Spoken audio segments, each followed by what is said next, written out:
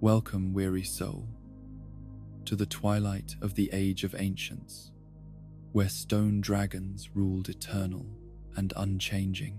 Tonight, we shall walk through the mists of time to witness the first great war that would reshape the world itself, the war against the dragons. This is a tale of gods who challenged immortality, of betrayal that cracked the foundations of eternity, and of fire that brought both death and rebirth to a world of grey stone. So settle into darkness, let your mind drift like ash on ancient winds, and let us begin this journey through flame and shadow.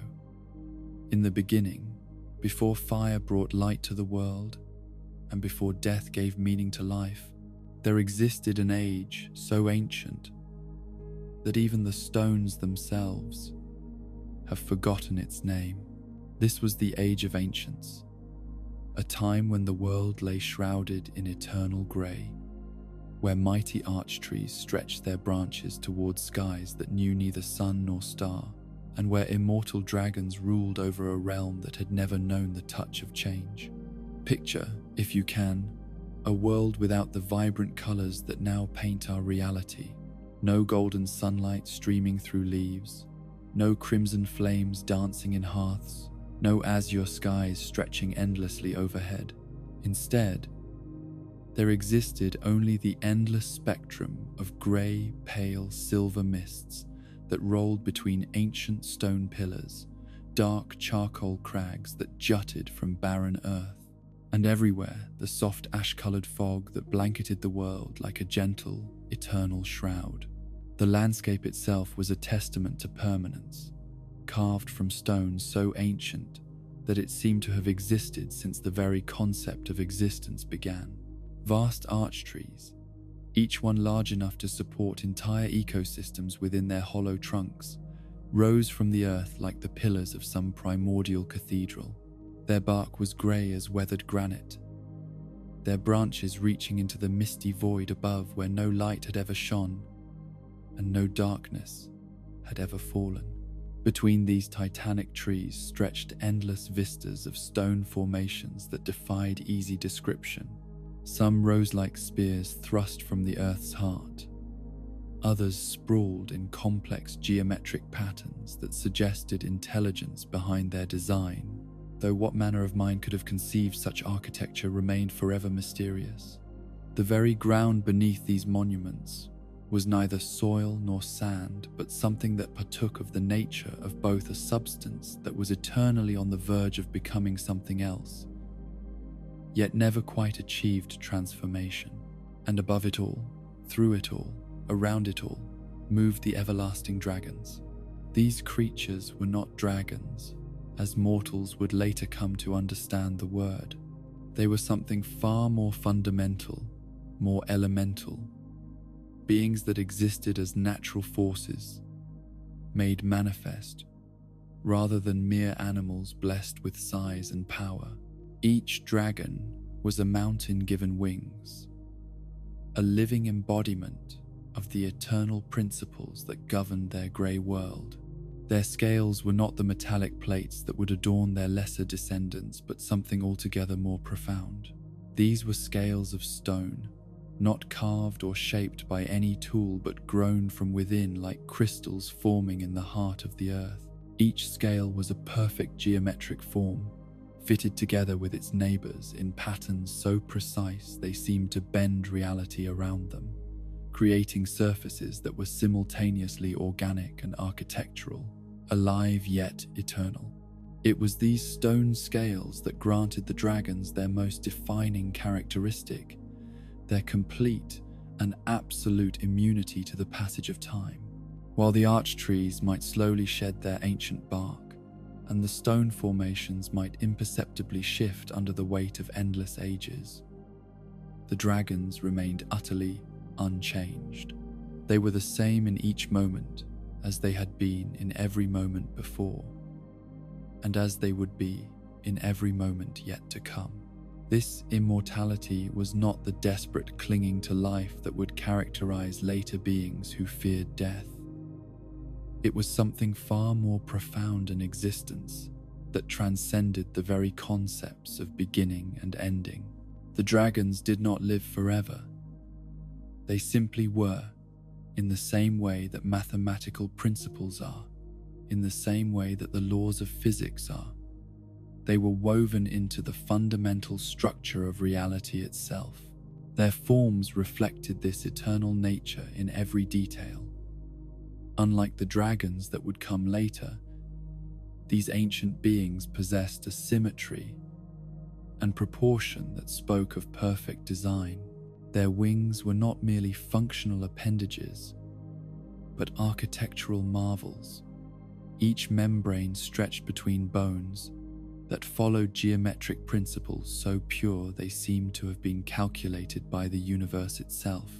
When spread, these wings created shadows that fell across the landscape in patterns of mathematical precision, dividing the grey world into segments of darker and lighter grey with the regularity of a cosmic timepiece. Their heads, crowned with ridges and horns that grew in spirals following the golden ratio, were studies in contemplative majesty. Eyes like polished obsidian reflected the grey world around them with perfect clarity, seeing everything and judging nothing. These were not the predatory orbs of hunters, but the serene gaze of beings who had achieved perfect understanding of their place in the cosmic order. The dragons' movements through their domain were deliberate and unhurried, each wingbeat calculated to carry them along currents of air that had flowed unchanged for eons. They would perch upon the highest branches of the arch trees, their massive forms somehow never disturbing the ancient wood, or rest upon stone outcroppings, where their presence seemed to merge seamlessly with the eternal architecture of their world. Among these immortal beings existed hierarchies as old as existence itself, though these were not based on conquest or dominance as later civilizations would understand such concepts. Instead, the dragons were organized by principles of cosmic harmony, each one occupying a position in the great order that reflected their particular resonance with the fundamental forces of their realm. At the apex of this hierarchy stood dragons whose very presence seemed to make the air itself more substantial, whose stone scales had achieved such perfection that they appeared to bend light around them in subtle ways that were pleasing to observe but impossible to adequately describe. These were not rulers in any political sense, but rather living embodiments of the highest principles of their age, beings who had achieved such complete harmony with the eternal nature of their world that they served as focal points around which all other existence organized itself. Below them, in descending order of cosmic significance, were dragons who specialized in different aspects of the grey world's maintenance and preservation. Some were the guardians of the great stone formations, ensuring that these monuments to eternity remained precisely as they had always been. Others maintained the delicate balance of the arch trees, their presence ensuring that these pillars of the world continued their slow, eternal growth without ever changing their fundamental nature. Still others moved through the endless mists, their passage creating currents and patterns in the grey fog that served purposes too subtle for later minds to comprehend. These were the weather workers of the ancient world. Though they created no storms and brought no rain instead, they maintained the perfect stasis of temperature and humidity that kept their realm in its ideal state of eternal equilibrium. The dragons communicated among themselves, when communication was necessary, through methods that transcended the crude exchange of sounds that would later be called language. They shared meaning directly, mind to mind, their thoughts flowing between them like currents in a vast ocean of consciousness. These conversations might last for centuries by later measures of time, though in their eternal present, duration had no meaning. Their discussions concerned matters of cosmic significance that would have been incomprehensible to beings bound by time and mortality. They spoke of the perfect ratios that governed the placement of stones in their domain, of the subtle harmonies that kept the archtrees in their proper growth patterns, of the delicate adjustments needed to maintain the eternal balance of their world. Yet for all their vast intelligence and cosmic awareness, the dragons possessed a fundamental limitation that would eventually prove to be the seed of their downfall. Their perfection was absolute, but static.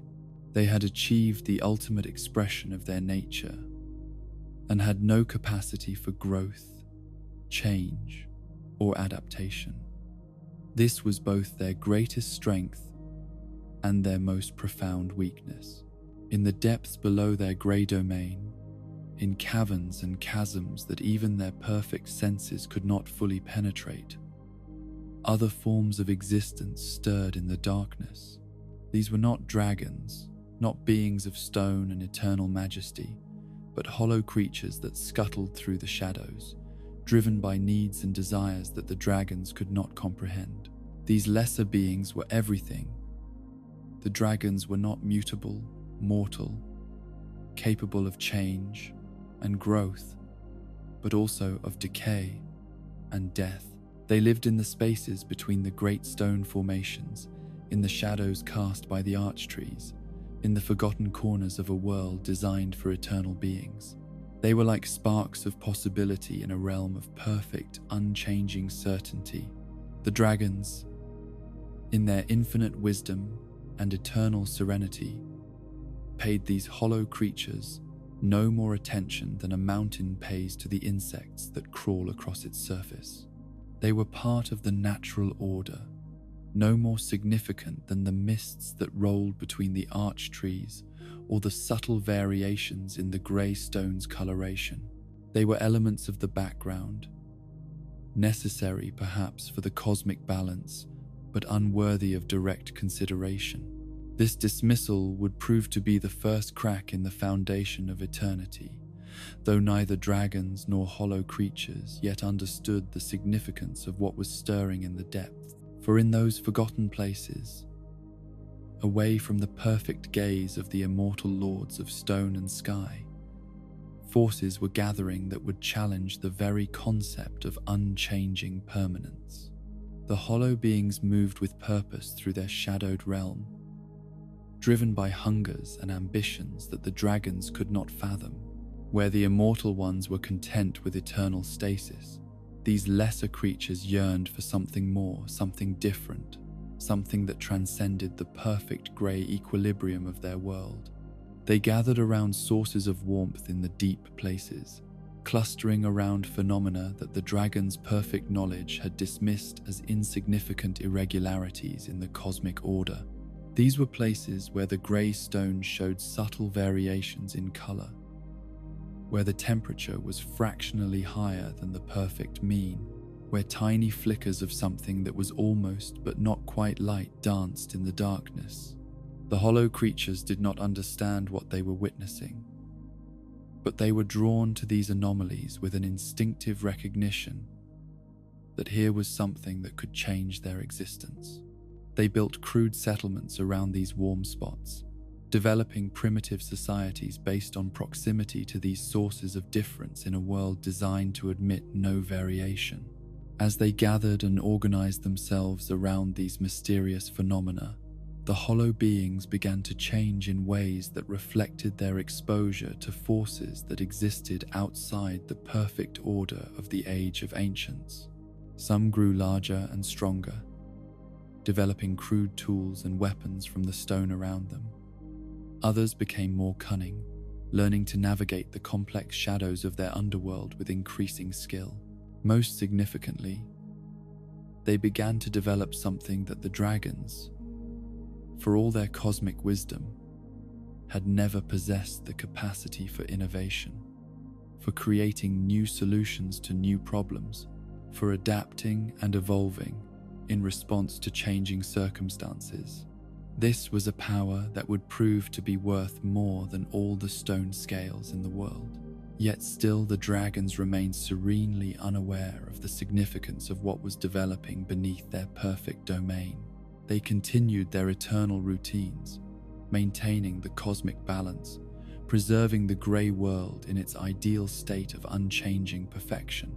They were the masters of eternity, the guardians of permanence, the living embodiments of order itself.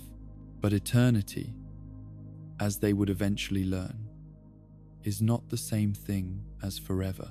And in the deepest depths of their perfectly ordered world, something was beginning to burn with the first flames that would eventually consume their age and give birth to something entirely new.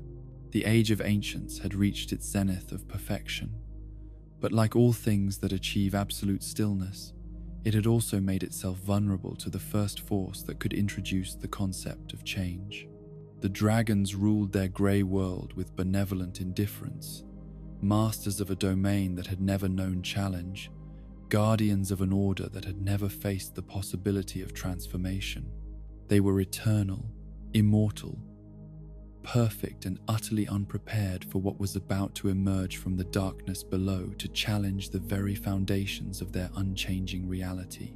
In the deepest places beneath the grey world, where even the dragon's perfect vision could not penetrate the accumulated shadows of eternity, something stirred that would forever alter the nature of existence itself. It was not a gradual awakening, but a sudden, brilliant eruption of possibility, the birth of the first flame, a phenomenon so alien to the static perfection of the Age of Ancients that its very presence began to reshape reality around it. The first flame was not fire, as later beings would understand it. This was something far more fundamental, a force that existed at the intersection of creation and destruction, order and chaos, being and becoming. It burned without consuming, illuminated without casting shadows, and radiated a warmth that was not merely physical, but metaphysical, touching the very essence of existence itself.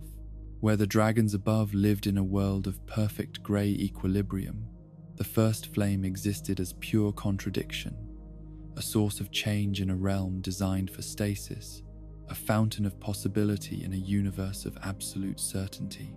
Its light was not the gentle, even illumination that might have complemented the grey world above, but something fierce and transformative, colours that had no names, because they had never existed before in the eternal twilight of the ancient age.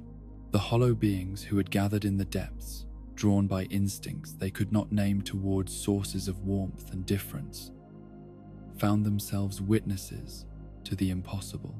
The first flame called to them with a voice that spoke not to their ears but to something deeper, some fundamental aspect of their nature that had always yearned for something beyond the endless grey perfection of their world. Yet not all who approached the flame were transformed by its touch. Most of the hollow creatures, those driven by simple needs and basic desires, found themselves burned away by forces too vast for their limited existence to contain. They crumbled to ash, their brief lives ending as suddenly and quietly as they had begun, leaving no trace save for the faint echo of their yearning in the warm air around the flame. But 4 among the hollow beings were different.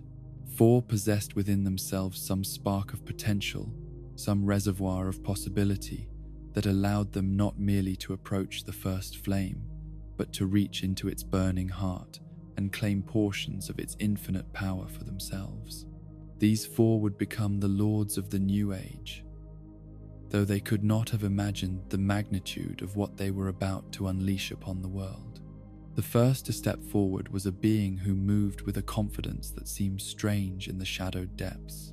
This hollow creature, larger than its kin but no more remarkable in appearance, approached the first flame with the bearing of one who had always known this moment would come. When it reached into the burning heart of creation itself, what it withdrew was a soul of light so brilliant that it seemed to contain within it the very concept of illumination.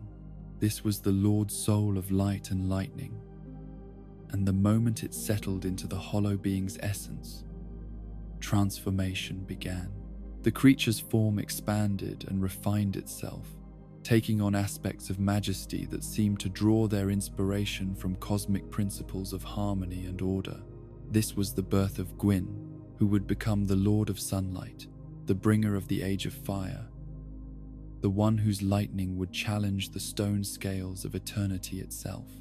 The power that flowed through Gwyn as he claimed his Lord's soul was unlike anything that had existed in the grey world above, where the dragons possessed eternal stasis. Gwyn now commanded forces of dynamic change. Lightning crackled around his transformed form, not the harsh, destructive electricity that would later terrorize mortals, but something pure and creative.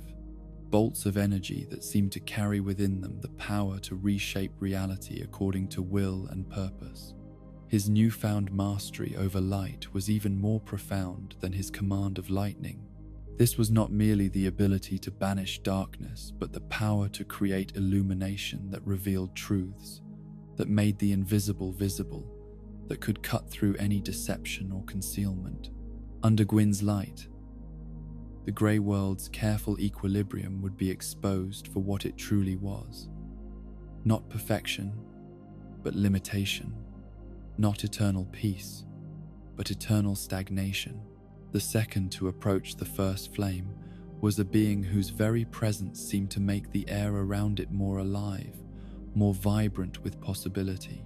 This hollow creature moved with a grace that suggested deep understanding of the natural world, an intuitive connection to the forces of growth and change that had been suppressed in the static perfection of the ancient age.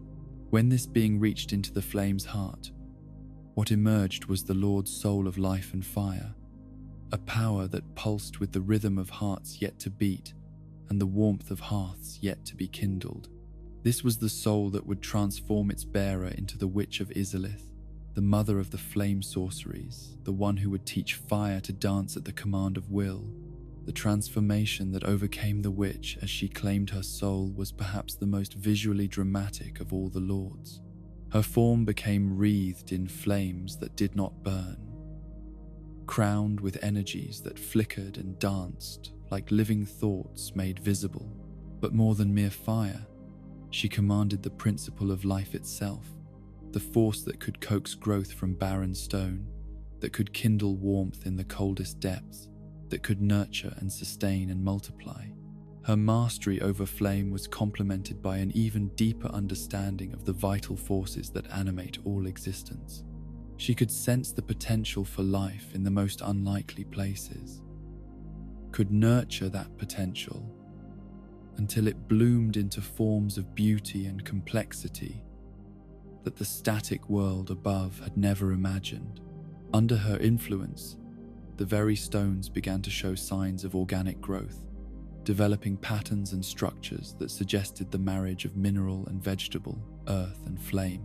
The third being to approach the first flame moved differently from its companions, where Gwyn strode forward with confidence and the witch danced with natural grace.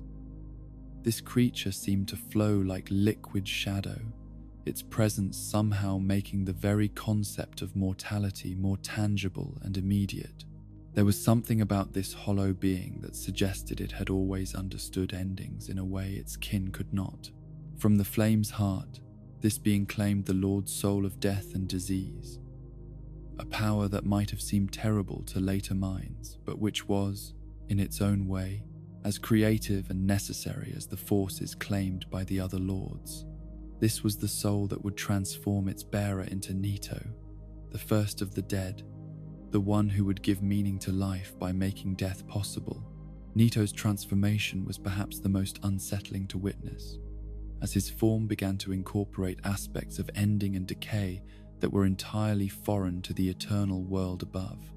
His body became a living repository of mortality, wreathed in the bones of creatures that had never existed but somehow had always been destined to die.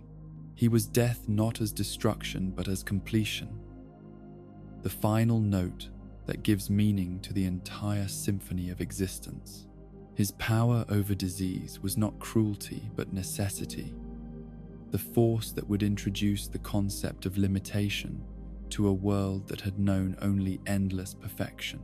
Through Nito's influence, beings would learn to value health by experiencing its absence, would understand the preciousness of time by witnessing its passage, would find meaning in existence by accepting its eventual end. The fourth and final being to approach the first flame was the most mysterious of all, a hollow creature so unremarkable that even now, in this moment of cosmic significance, it seemed to fade into the background of events. This being moved with deliberate care, as if understanding that what it was about to claim would set in motion forces that even the first flame could not fully control. What this being drew from the flame's heart was different from the Lord Souls claimed by the others.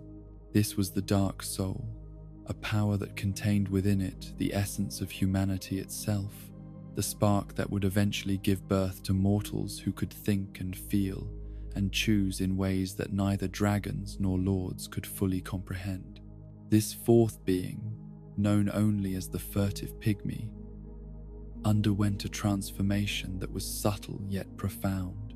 Rather than growing in size and majesty like the other lords, the pygmy seemed to become more essentially itself, more perfectly human in ways that would only become clear in ages yet to come.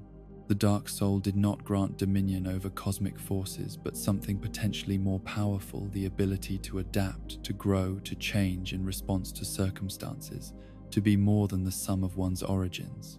The power of the Dark Soul was not immediately apparent to those who witnessed its claiming.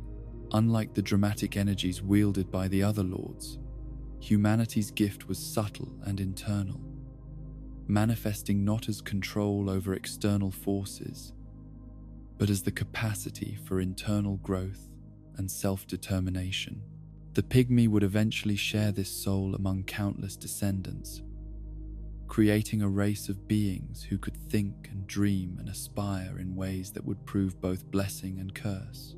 As the four lords claimed their souls from the first flame, the very nature of existence began to shift around them.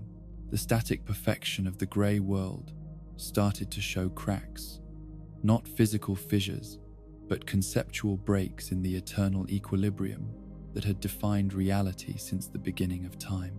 The flame's influence spread outward from the depths, carrying with it the seeds of change that would eventually reach even the highest perches where the dragons maintained their eternal vigil.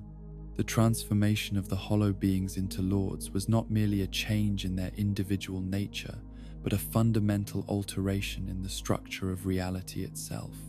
Where before there had been only eternal stasis, now there existed the possibility of dynamic action. Where once there had been only perfect grey equilibrium, now there were forces that could create imbalance, conflict, and through conflict, growth and change. Gwyn's lightning began to arc between his fingers with increasing intensity, each bolt carrying within it the power to pierce the most perfect defenses, to bring illumination to the darkest shadows, to transform the unchanging into the mutable. His light grew brighter and more focused, developing the quality of divine judgment that would later make him feared and revered in equal measure. The witch's flames danced with ever greater complexity, creating patterns and forms that had never existed in the static world above.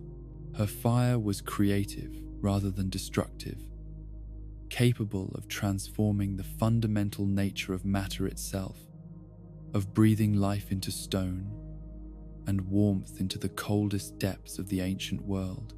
Nito's presence began to introduce concepts that the grey world had never known: the idea that things could end, that perfection could be temporary, that existence itself might be a gift made precious by its limitations. His very being became a living reminder that all things, even the most eternal, must eventually face the possibility of change.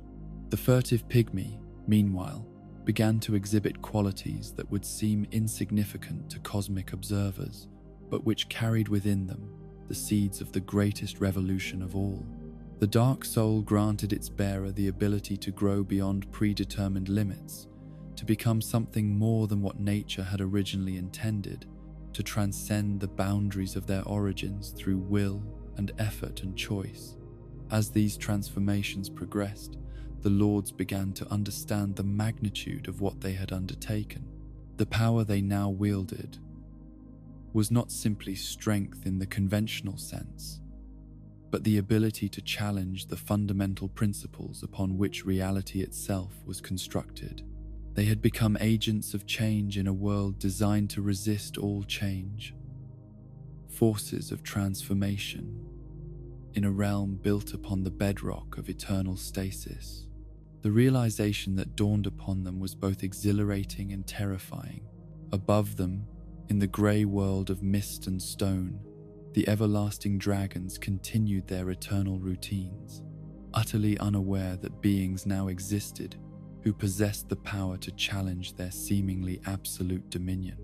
The dragons' immortality, their perfect scales, their cosmic wisdom, all of this might prove vulnerable to the forces that the lords now commanded.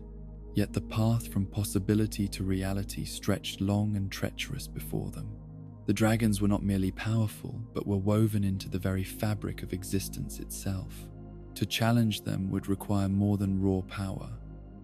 It would demand wisdom, strategy, and perhaps most importantly, knowledge of weaknesses that the perfect beings might not even know they possessed. The first flame continued to burn in the depths, its light now reflected and refracted through the Lord's souls that the four beings had claimed. But already, even in this moment of triumph, subtle signs suggested that this new power came with prices that had yet to be fully understood. The flame that had granted such incredible abilities was not infinite, and the forces of change that it had unleashed might eventually prove as dangerous to their wielders as to those they sought to challenge. Still, in this moment of transformation and revelation, hope burned brighter than fear. The hollow beings had become lords. The static world had been touched by the possibility of change. And for the first time in the history of existence, the perfect grey equilibrium of the Age of Ancients faced a force that might prove capable of bringing about its end. The stage was set for a conflict that would reshape not merely the world, but the very concepts of permanence and change, mortality and eternity, order and possibility. The lords had claimed their power, and somewhere far above in their realm of grey stone and eternal mist, the dragons continued their ancient routines, as yet unaware that their age of perfect, unchanging dominion was about to face its first and greatest challenge. Among all the everlasting dragons who ruled the grey world in perfect harmony with the eternal principles of their age, there was one whose very existence stood as a contradiction to everything his kind represented. This was Seath, whose name would eventually become synonymous with betrayal so profound that it would shake the foundations of immortality itself, yet whose origins lay not in malice, but in the deepest and most tragic form of longing that any conscious being has ever known. Seath's birth was an anomaly that defied the perfect order of the Age of Ancients, where every other dragon emerged from the cosmic harmony with scales of stone that granted them immunity to time and death. Seath came into being as something fundamentally incomplete. His massive form, while possessing the same architectural majesty as his kin, lacked the crystalline perfection of the stone scales that defined dragon nature itself. Instead of the geometric precision of living stone, Seath's hide was covered in scales of pale, translucent material that seemed almost organic in their irregularity. These scales had a quality that was both beautiful and unsettling, catching and refracting light in ways that created patterns of ethereal luminescence across his form. They were lovely to observe, but possessed none of the protective properties that made his brethren truly everlasting. The absence of stone scales meant that Seath, alone among all dragons, was subject to the passage of time. while his brothers and sisters existed in eternal stasis, unchanging from moment to moment across eons. Seath experienced duration in a way that was foreign to dragon nature. He could feel the subtle alterations in his body as ages passed, could sense the gradual wearing away of his non-stone scales, could perceive the slow accumulation of changes that his perfect kin would never know. This fundamental difference isolated Seath from the dragon community in ways that went far deeper than mere physical variation. The other dragons, perfect in their eternal nature, could not comprehend his experience of temporal existence. When they communicated through their direct sharing of consciousness, Seath's thoughts carried overtones of change and limitation that were alien to their static perfection. His perspective on their grey world was necessarily different from theirs. Where they saw eternal harmony and perfect balance, Seath perceived the gradual shifts and subtle alterations that only a being subject to time could detect. The archtree's imperceptible growth, the minute changes in stone formations, the barely perceptible variations in the eternal mists, all of these were visible to him in ways that his timeless kin could never appreciate. This unique viewpoint, born from his curse of mortality, gradually developed into something that would prove even more dangerous to the established order: genuine curiosity about the nature of existence itself. While the other dragons were content with their perfect understanding of cosmic principles, Seath found himself driven by questions that his immortal brethren had never needed to ask. He began to study the world around him with an intensity that was foreign to dragon nature. Where his kin maintained the cosmic balance through intuitive understanding, Seath sought to comprehend the underlying mechanisms that made their world function. He examined the stone formations with careful attention to their geometric principles, analyzed the growth patterns of the arch trees, observed the flow of mists with a scientist's dedication to understanding cause and effect. Most significantly, he became obsessed with studying his fellow dragons themselves.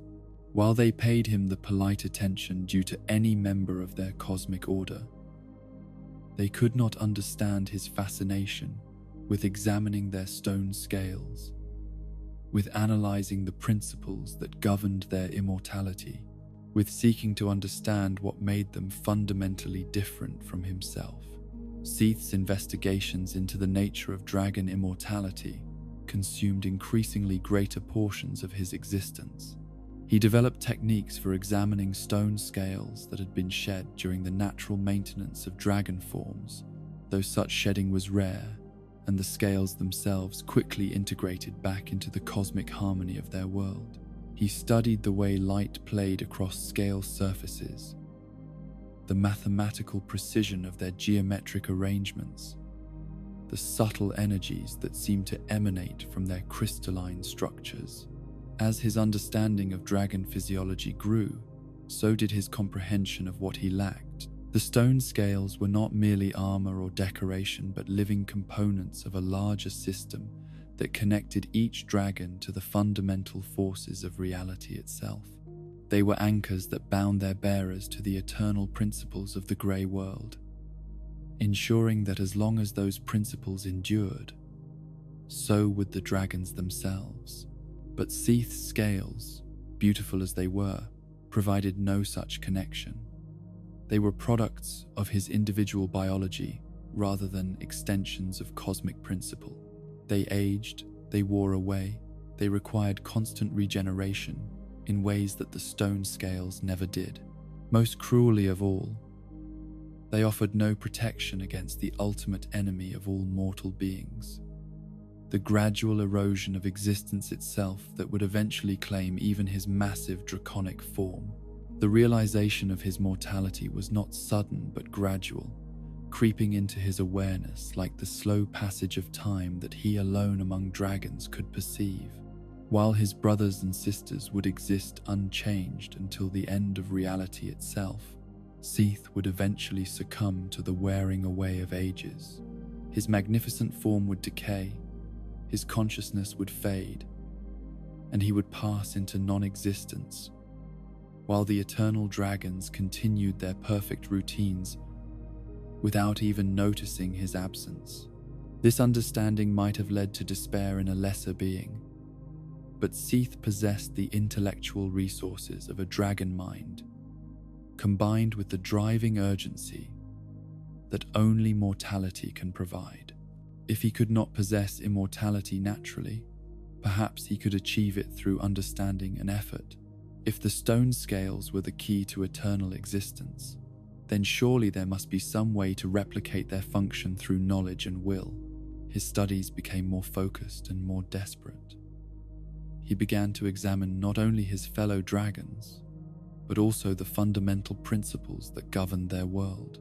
He investigated the geometric patterns that repeated throughout their realm, analyzed the mathematical relationships that seemed to underlie all dragon architecture, studied the flows of energy that maintained the cosmic balance of their grey domain. In the deepest archives of dragon knowledge, carved into stone monuments older than memory itself, Seath discovered references to forces that existed beyond the perfect grey world of his birth. These were fragmentary mentions of powers that could challenge even stone scales, energies that existed outside the harmonious principles that governed dragon reality. Most intriguing of all were the ancient warnings about something called lightning, a force of pure energy that could pierce through any defense, that could introduce change to the most perfect stasis, that could transform the eternal into the temporal with a single brilliant flash. These references were so old and cryptic that even the immortal dragons had largely forgotten their significance, dismissing them as relics from some theoretical age that had never actually existed. But Seath, driven by his mortal urgency and his expanding understanding of cosmic principles, began to suspect that these were not mere legends, but descriptions of real forces that existed somewhere beyond the boundaries of his grey world. If such powers were real, if they could indeed challenge the seemingly absolute protection of stone scales, then they might also hold the key to granting immortality to beings like himself who had been born without that natural protection. His researches led him deeper into the forgotten corners of dragon knowledge, to stone tablets that had been carved in ages so remote that their creators' names had been worn away by time itself. Here he found references to realms that existed beyond the grey world, to forces that operated according to principles entirely different from those that govern dragon reality. Most significantly, he discovered mention of beings that lived in the depths below the dragon domain, hollow creatures that existed in a state of potential rather than actualized perfection. These beings were described as mutable and mortal, capable of change and growth, but also of death and decay. Under normal circumstances, such creatures would have been beneath dragon notice, but Seath's unique perspective allowed him to see possibilities that his immortal kin could not perceive. If these hollow beings could somehow gain access to the forces mentioned in the ancient texts, if they could claim power over lightning and fire, and the other energies that existed beyond the grey world, then they might become capable of challenging even dragon supremacy. More importantly for Seath's purposes, they might provide him with access to alternative forms of immortality, powers that could compensate for his lack of stone scales. The idea that began to form in Seath's mind was both brilliant and terrible in its implications. Rather than continuing his futile attempts to understand and replicate the stone scales he could never possess, perhaps he should instead seek alliance with forces that could offer him different paths to eternal existence. If the hollow beings in the depths could somehow access the powers mentioned in the ancient texts, they might prove to be valuable allies rather than insignificant creatures beneath dragon notice. but such an alliance would require that Seath offer something of value in return for whatever aid these beings might provide. What could he give them that would make cooperation worthwhile? What knowledge did he possess that beings of power might find useful in their own endeavors? The answer, when it finally occurred to him, was both obvious and devastating in its simplicity. Seath knew dragons as no other being in existence knew them. His years of obsessive study had revealed to him every detail of dragon physiology, every aspect of their seemingly perfect defenses, every principle that governed their immortal nature. Most importantly, his unique perspective as a mortal being studying immortal ones had allowed him to perceive weaknesses that the dragons themselves could never recognize. The stone scales that granted his brethren their everlasting nature were indeed nearly perfect defenses against most conceivable threats. They could withstand any physical assault, could resist the passage of time itself, could maintain their perfect geometric harmony regardless of external pressures. But Seath's careful analysis had revealed subtle flaws in their crystalline structure, resonance points where the right kind of energy might disrupt their fundamental cohesion. The ancient texts he had studied described lightning as a force that could pierce any defense, and Seath's understanding of stone-scale composition suggested why this might be true. The geometric precision that made the scales so perfect also created internal stress patterns that could be exploited by energies that operated outside the harmonic principles of the grey world. Lightning, as a force of pure change and transformation, might indeed prove capable of disrupting the eternal stasis that the scales represented. Armed with this knowledge, Seath began to make careful expeditions to the borders of the grey world, to the edges where dragon reality met the unknown depths below. Here, in caverns and chasms that even dragon senses could not fully penetrate, he began his search for the hollow beings that the ancient texts described. The creatures he eventually encountered were indeed everything that dragons were not: small, mutable, driven by needs and desires that changed from moment to moment. They possessed none of the cosmic wisdom of his immortal kin, none of their perfect understanding of harmonic principles, none of their serene acceptance of eternal roles in the universal order. Yet these hollow beings also possessed qualities that Seath found both fascinating and useful. They could adapt, could learn, could grow beyond their original limitations in ways that perfectly ordered beings could never achieve. Most importantly, they burned with ambitions and hungers that might motivate them to attempt things that wiser beings would recognize as impossible. When Seath finally made contact with the most powerful of these creatures' beings, who had recently undergone some kind of transformation that had elevated them far beyond their hollow origins, he found himself facing entities who commanded forces that the ancient texts had only hinted at. They wielded lightning that could indeed pierce any defense, flames that could transform the nature of matter itself, and other powers that existed entirely outside the principles governing dragon reality. These were the lords who had claimed power from the first flame, though Seath did not yet understand the full significance of what they had become. What mattered to him was that they possessed abilities that could potentially challenge even dragon supremacy, and more importantly, they might be willing to share those abilities with allies who proved their worth. The negotiation that followed was perhaps the most complex diplomatic encounter in the history of existence. Seath brought to the discussion his vast knowledge of dragon nature and his desperate need for alternative paths to immortality. The lords brought their newfound cosmic powers and their burning desire to reshape the static perfection of the world above, according to their own visions of what reality could become. What emerged from their careful exchanges was an understanding that would forever alter the nature of existence itself. Seath would provide the lords with detailed knowledge of dragon weaknesses, tactical information that would allow their new powers to be used most effectively against seemingly invulnerable opponents. In return, the lords would share with him their mastery over forces that could grant immortality through means entirely different from the stone scales he could never possess.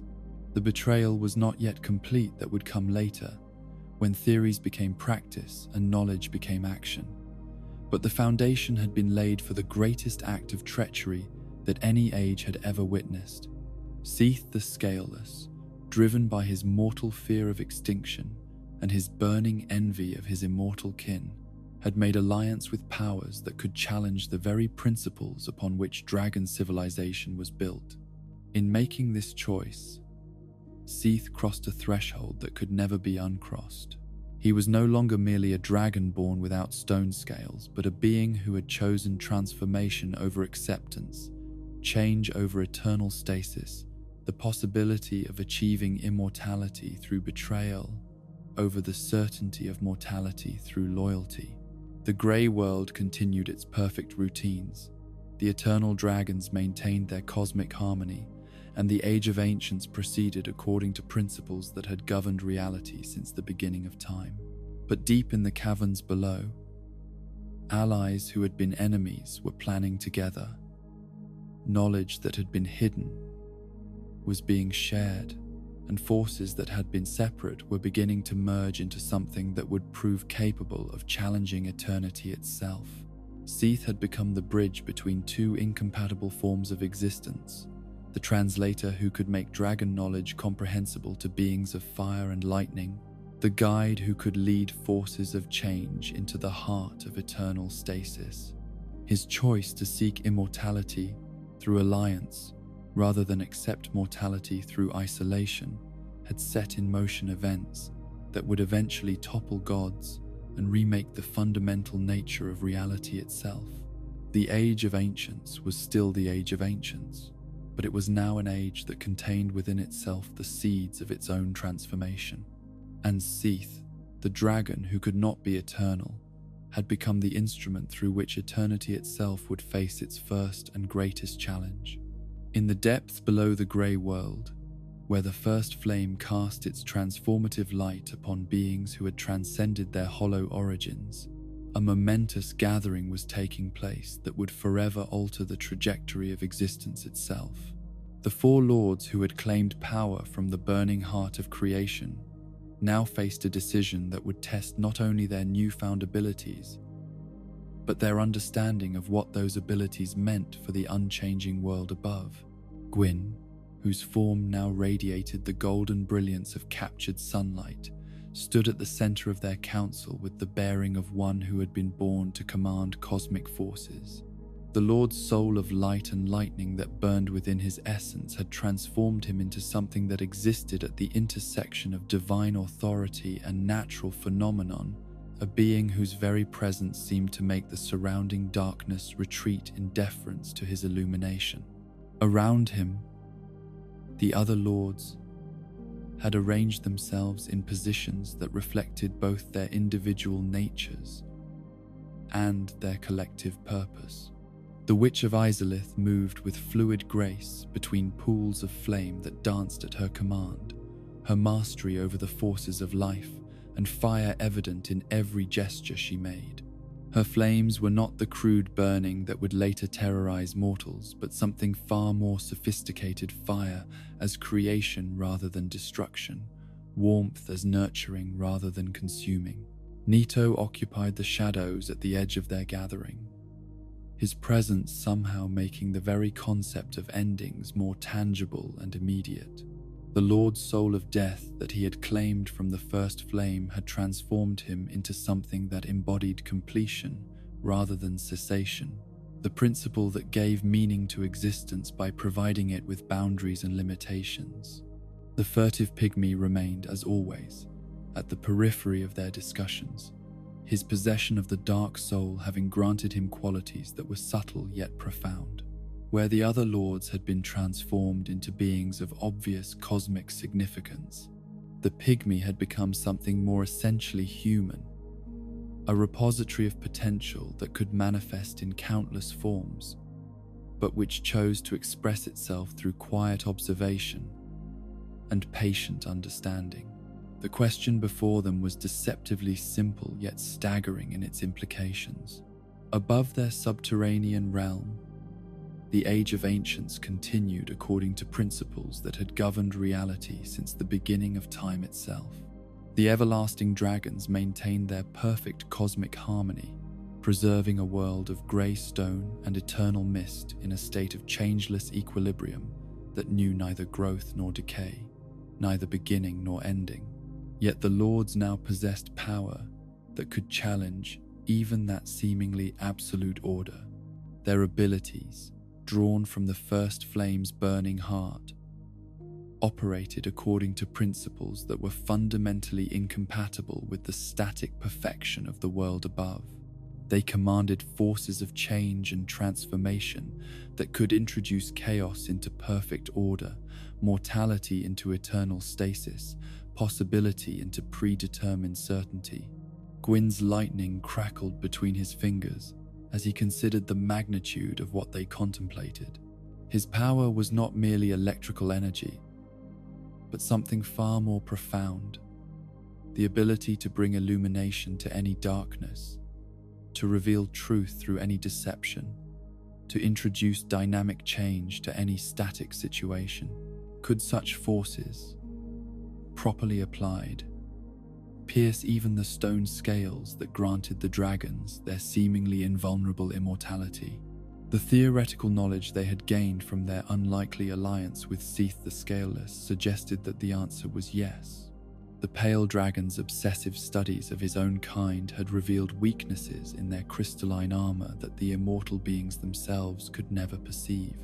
The geometric precision that made the stone scales so perfect also created resonance points where the right kind of energy might disrupt their fundamental cohesion.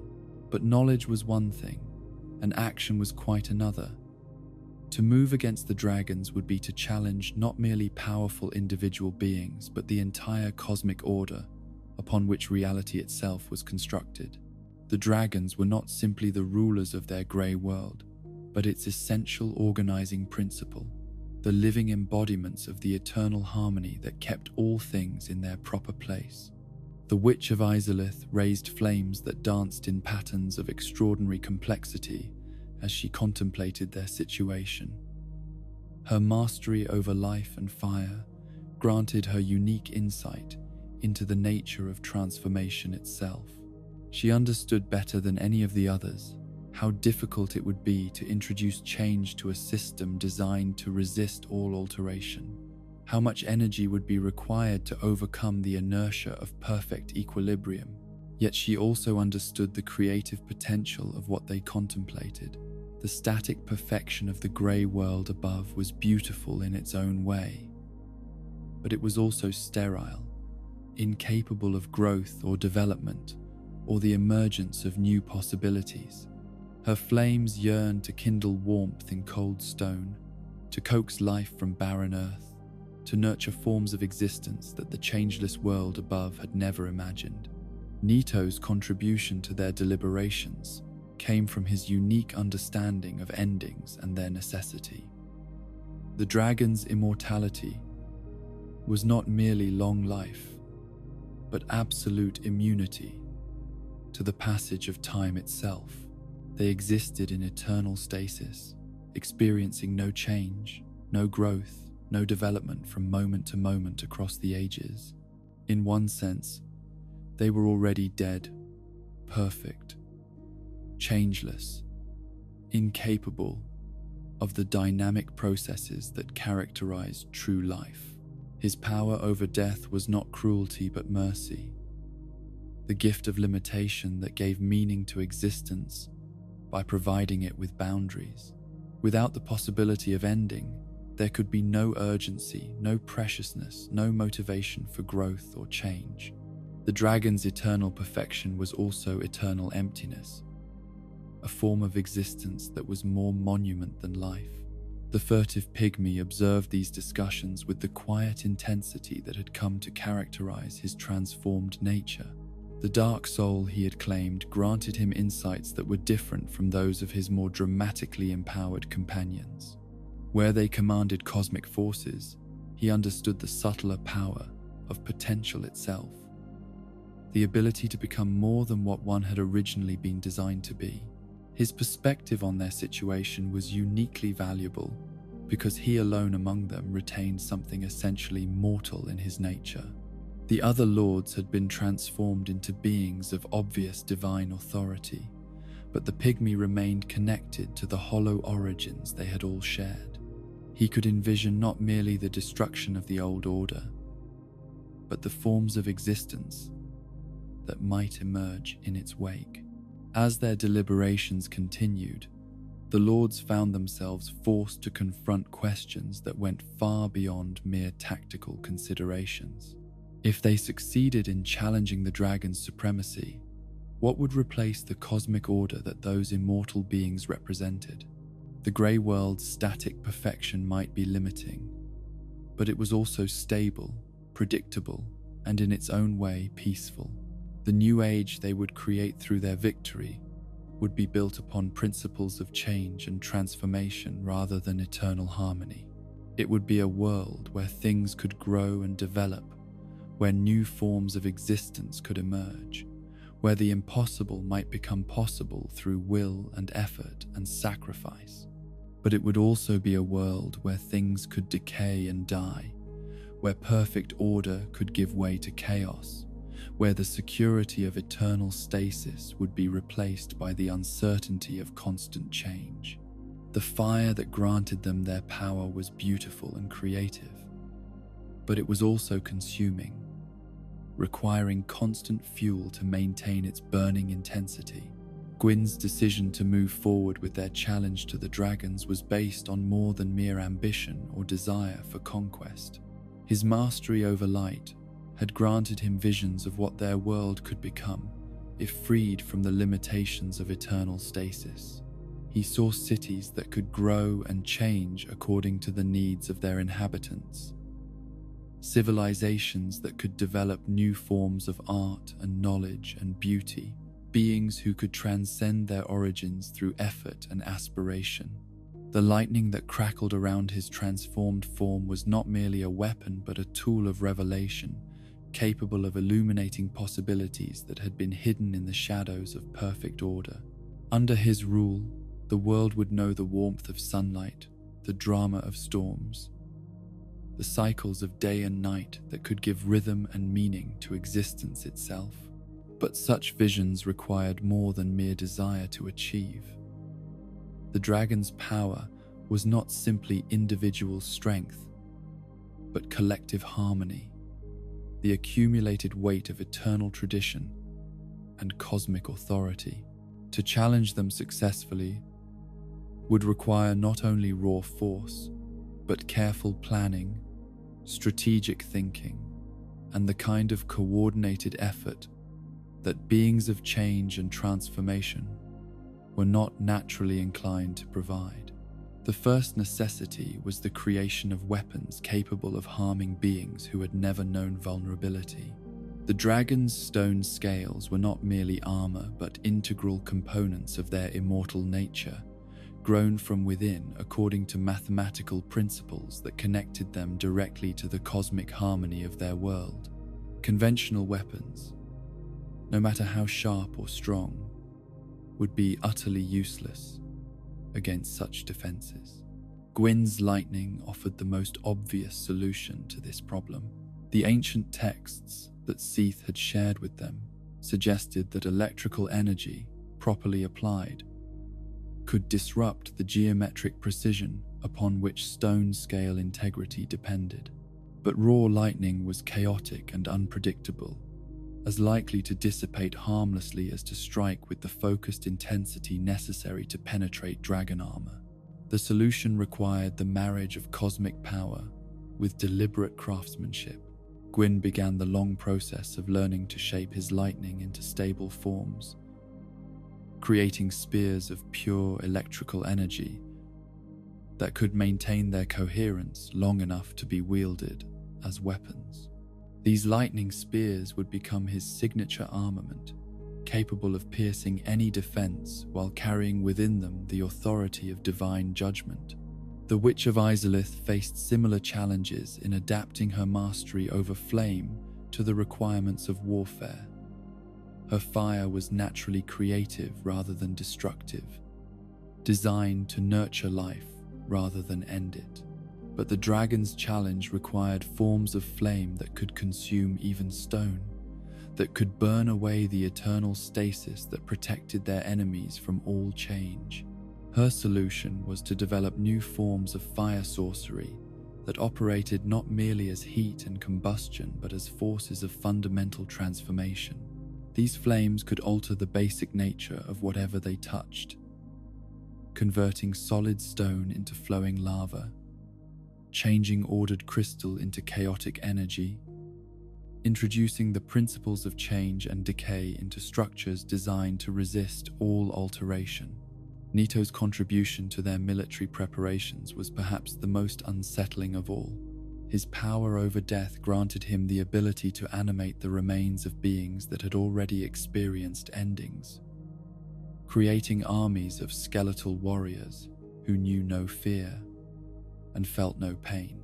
But in a world where nothing had ever truly died, where was he to find the raw material for such necromantic creations? The answer lay in the transformation of the hollow beings who had not been chosen by the first flame. Those creatures who had approached the burning heart of creation only to be consumed by forces too vast for their limited existence had not simply vanished, but had been transformed into something new, the first dead, the original material from which armies of the lifeless could be constructed. Under Nito's influence, these remnants of hollow aspiration took new form as skeletal soldiers who retained just enough consciousness to follow commands, but lacked the capacity for fear or doubt that might interfere with military effectiveness. They were death made militant, endings given purpose, the principle of completion transformed into a weapon against eternal stasis. The furtive pygmies' preparations were the most subtle of all, involving not the creation of obvious weapons, but the cultivation of qualities that would prove essential to their eventual victory. The dark soul he had claimed was not a tool of direct confrontation, but a source of adaptive potential, the power to become more than what circumstances seemed to allow. His contribution to their preparations took the form of sharing fragments of the dark soul among other hollow beings, creating a race of humans who possessed the ability to grow and change in ways that neither dragons nor lords could fully predict. These humans would not be the primary combatants in the coming war, but they would provide the flexibility and adaptability that would prove crucial when perfect plans encountered imperfect realities. As the lords prepared for war, they also had to consider the broader implications of what they were attempting. The dragons were not merely individual opponents, but the living embodiments of cosmic principles that had governed reality since the beginning of time. To defeat them would require more than winning battles. It would require replacing the fundamental order that those battles sought to destroy. Gwyn began to envision the kingdom he would establish in place of the dragon's eternal stasis. It would be a realm of light and justice, where beings could grow and develop according to their merits and efforts. The sun would shine upon cities built by mortal hands, illuminating achievements that the static perfection of the grey world had never allowed. The witch dreamed of forests that could change with the seasons, of rivers that could carve new channels through stone, of life in countless forms spreading across landscapes that had known only mineral existence. Her flames would kindle hearths around which communities could gather, sharing warmth and light, and the stories that would give meaning to their transformed existence. Nito contemplated the necessity of endings in the new world they would create. Without death, there could be no urgency, no preciousness, no motivation for beings to make the most of their limited time. His realm would be one where mortality gave weight to choice, where the possibility of ending made every moment meaningful. The furtive pygmy envisioned something more complex and harder to define, a world where beings could transcend their origins, not through cosmic power, but through the accumulated choices of countless individuals. The humans who carried fragments of his dark soul would be capable of becoming heroes or villains, saints or monsters, according to their own decisions rather than predetermined cosmic roles. Yet even as they planned and prepared, the lords remained acutely aware of the magnitude of what they contemplated. The dragons had ruled their perfect world since the beginning of existence itself. Their power was not merely personal but institutional, backed by the weight of eternal tradition and the accumulated authority of ages beyond counting. To challenge such opponents would require not merely strength but wisdom, not merely power, but understanding of how that power could be most effectively applied. The war they contemplated would not be won through single combat or individual heroism, but through the coordinated application of complementary abilities, each lord contributing their unique strengths to a collective effort that none of them could achieve alone. The final element of their preparation was perhaps the most important of all: the cultivation of the will to see their great work through to its conclusion. They were contemplating nothing less than the end of an age, the destruction of an order that had endured since the beginning of time itself. Such an undertaking would require sacrifices and choices that none of them could yet fully comprehend. As the first flame continued to burn in the depths beneath the grey world, casting its transformative light upon beings who had become something unprecedented in the history of existence, the lords completed their preparations for a war that would determine not merely who ruled reality, but what fundamental principles that reality would embody. The Age of Ancients continued its perfect routines above them, eternal and unchanging, but deep below, forces had gathered that would soon test whether eternity itself could withstand the focused assault of those who had chosen transformation over stasis, change over perfection, the dangerous possibilities of fire over the safe certainties of stone. The first strike against the eternal order came not with the thunderous declaration of war that such a momentous conflict might have seemed to deserve, but with a silence so profound that it seemed to drain sound itself from the grey world above. In the depths where the first flame cast its transformative light, the lords had completed their preparations and made their final choice. The Age of Ancients, which had endured since the beginning of time itself, was about to face its first challenge from forces that operated according to principles entirely foreign to its perfect harmony. Gwyn rose from their council with lightning already beginning to dance between his fingers, not the chaotic electrical discharge that would later terrorize mortals, but something far more deliberate and controlled. These were spears of pure energy, shaped by divine will into forms that could maintain their coherence long enough to pierce even the most perfect defenses.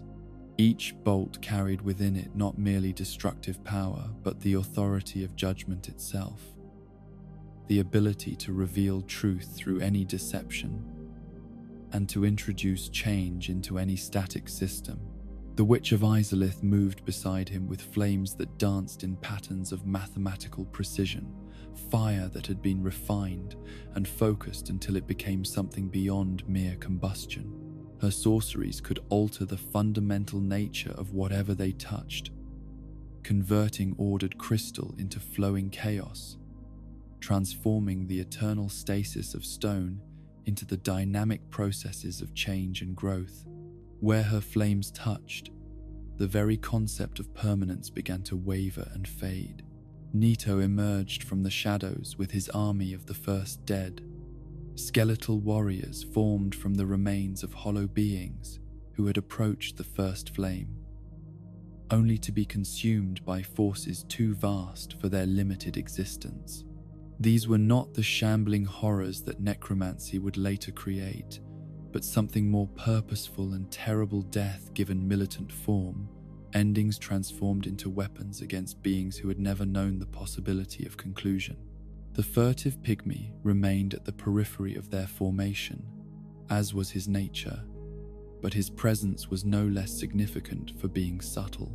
The fragments of the dark soul he had shared among other hollow beings had created the first humans, beings who possessed the adaptive potential that would prove crucial when perfect plans encountered the imperfect realities of actual warfare.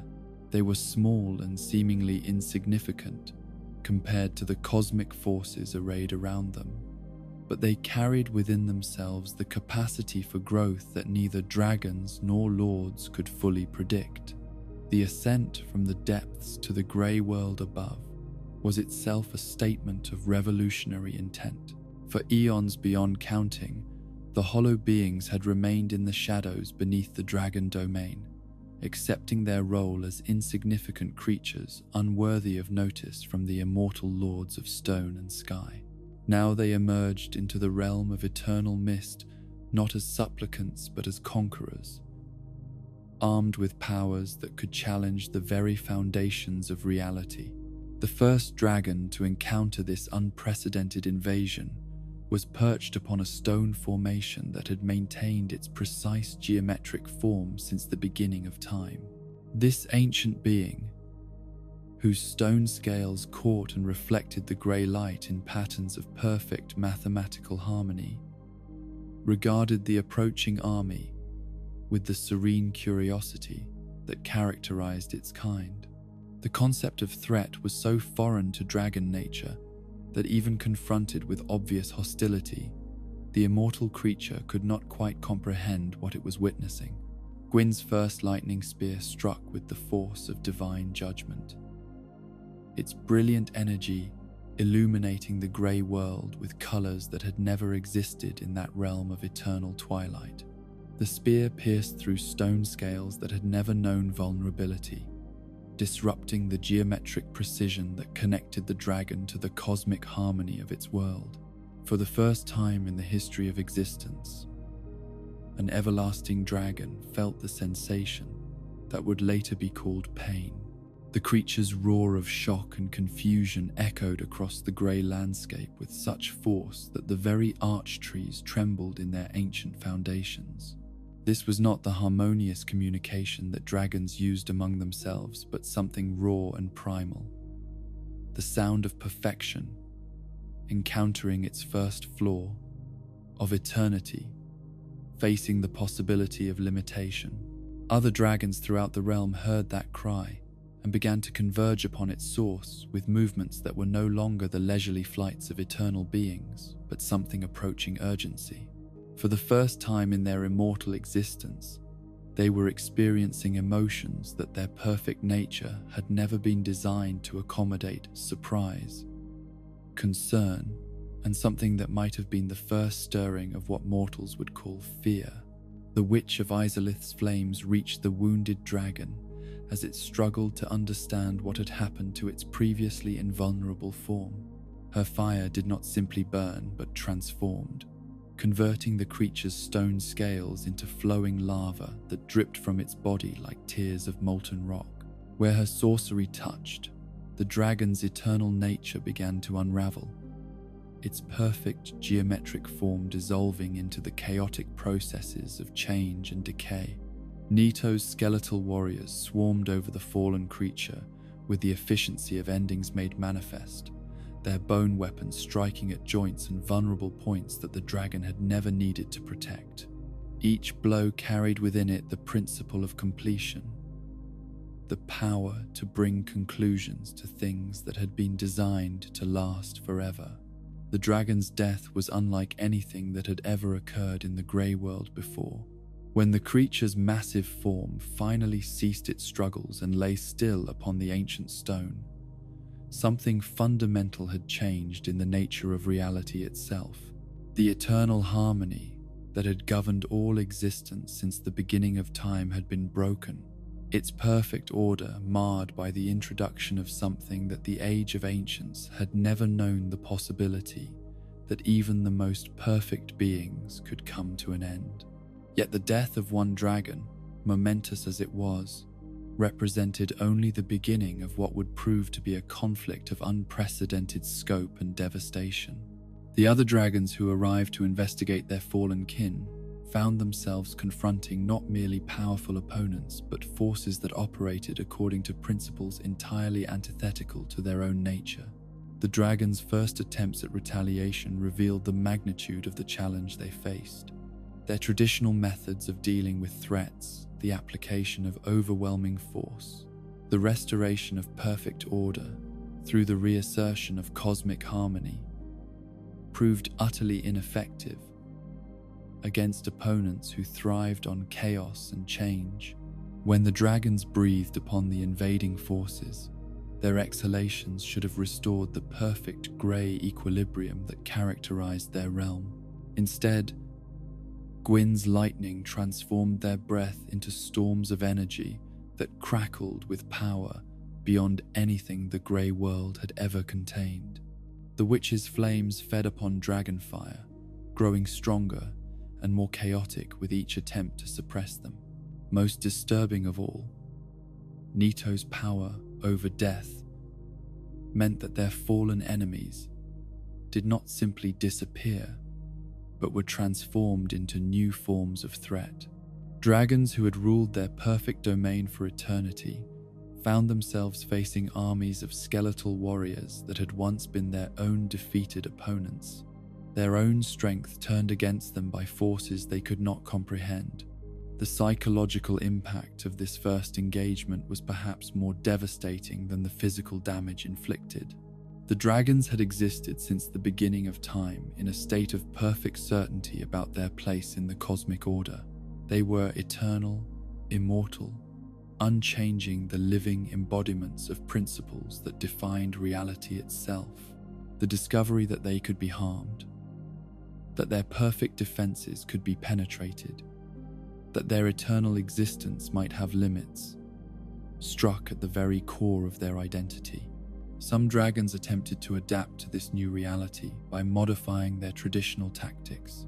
They began to fight in coordinated groups rather than as individuals, using their superior knowledge of the grey world's geography to create strategic advantages. They sought to separate the lords from their armies, to exploit what they perceived as weaknesses in their enemies' coordination and communication. But these adaptations, sensible as they might have seemed, revealed another crucial limitation in dragon nature. Their immortal perfection had granted them vast wisdom and cosmic understanding, but it had not prepared them for the kind of creative thinking that warfare demanded. They could modify their existing behaviors, but could not truly innovate, could not develop entirely new approaches to unprecedented challenges. The lords, by contrast, thrived on the chaos and uncertainty that characterized the early stages of their rebellion. Each battle taught them new ways to apply their powers, new combinations of abilities that proved effective against dragon defenses. They learned to coordinate their different strengths in ways that created effects greater than the sum of their individual contributions. Gwyn's lightning and the witch's flames, when used together, could create storms of such intensity that even dragonflight became impossible. The creatures of eternal sky found themselves grounded, forced to fight on terrain where their massive size became a disadvantage rather than an asset. Nito's skeletal armies could occupy and hold territory that the dragons abandoned, ensuring that strategic positions once lost could not be easily reclaimed. The humans, who carried fragments of the furtive pygmy's dark soul, proved invaluable as scouts and infiltrators, their small size and adaptability allowing them to penetrate dragon defenses and gather intelligence that the more powerful lords could not obtain through direct assault. They could change their tactics from moment to moment, responding to new situations with a flexibility that neither the eternal dragons nor the cosmic lords could match. As the conflict spread throughout the grey world, the very landscape began to show the effects of forces that had never before touched its perfect harmony. Lightning strikes left scars in ancient stone formations, creating new patterns and configurations that broke the mathematical precision of their original design. Flames kindled warmth in places that had known only the cool equilibrium of eternal mist, melting ice that had never changed, and setting forests of stone to burn with fires that would not be extinguished. The arch trees, those massive pillars that had supported the grey world since the beginning of time began to show signs of stress as the battles raged around and within their hollow trunks. Some developed cracks that leaked strange forms of light. Others began to lean at angles that disrupted the perfect vertical lines that had characterized their growth for eons beyond counting. Most dramatically, areas where major battles had taken place began to develop characteristics entirely foreign to the Age of Ancients. Regions touched by the witch's flames showed traces of color that had never existed in the grey world, reds and oranges and yellows that seemed to pulse with their own internal light. Places where Gwyn's lightning had struck developed an electric quality that made the very air seem more alive, more capable of supporting dynamic processes. The psychological transformation of the battlefield was perhaps even more significant than its physical alteration. The grey world had always been characterized by a profound sense of eternal peace, a tranquility born from the certainty that nothing would ever change, that all things would remain forever in their proper places according to cosmic design. Now that peace was shattered by sounds that the ancient realm had never known, the clash of weapons against stone scales, the roar of flames consuming what had been eternal, the crack of lightning splitting formations that had stood unchanged since the beginning of time. The very concept of violence, unknown in the perfect harmony of dragon civilization, began to introduce new forms of understanding and new possibilities for existence. The dragons' attempts to restore their traditional order grew increasingly desperate as they realized the magnitude of what they faced. Some began to experiment with tactics that were foreign to their nature, attempting to use deception and misdirection rather than the straightforward application of overwhelming force. Others sought to negotiate, offering concessions and compromises that revealed how little they understood about the nature of their opponent's motivations. But the lords had not begun this conflict in search of accommodation within the existing order. They sought nothing less than the complete transformation of reality itself, the replacement of eternal stasis with dynamic change, of perfect harmony with the chaotic beauty of growth and development and possibility. The dragons' offers of shared rule, of carving out territories where the old and new orders could coexist, were met with polite rejection and continued assault. The lords understood what the dragons could not, that their two approaches to existence were fundamentally incompatible, that there could be no lasting peace between forces that embodied such different principles of reality. As the first phase of the war continued, both sides began to understand that they were engaged in something far more significant than a mere territorial dispute or political conflict. This was a battle between different concepts of what existence itself should mean, between the eternal peace of unchanging perfection and the dynamic possibilities of transformation and growth. The dragons fought to preserve a world where all things remained forever in their proper places, where cosmic harmony ensured that no being need ever experience the uncertainty of change or the pain of loss. The lords fought for a reality where beings could transcend their origins, where growth and development were possible even at the cost of stability and certainty. Neither side could achieve complete victory, while the other retained any significant power, for their very existence posed a challenge to the principles that their opponents embodied. The war that had begun with a single lightning strike against a single dragon was revealing itself to be nothing less than a conflict for the very soul of reality itself. The grey world continued to echo with the sounds of battle as ancient beings who had never known conflict learned the arts of war, while cosmic forces that had been born from flame and transformation tested themselves against the ultimate challenge of eternal order. The Age of Ancients was discovering what it meant to face an ending, while the age that would replace it was learning what it cost to bring about a beginning.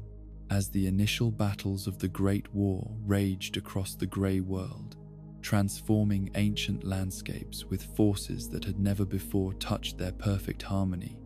A figure emerged from the shadows who would prove to be the decisive factor in determining the conflict's outcome, Seath the Scaleless, whose pale form had long moved through dragon society as a living reminder of imperfection in a realm of eternal flawlessness, now stepped forward to play a role that would forever define him as the greatest traitor in the history of existence.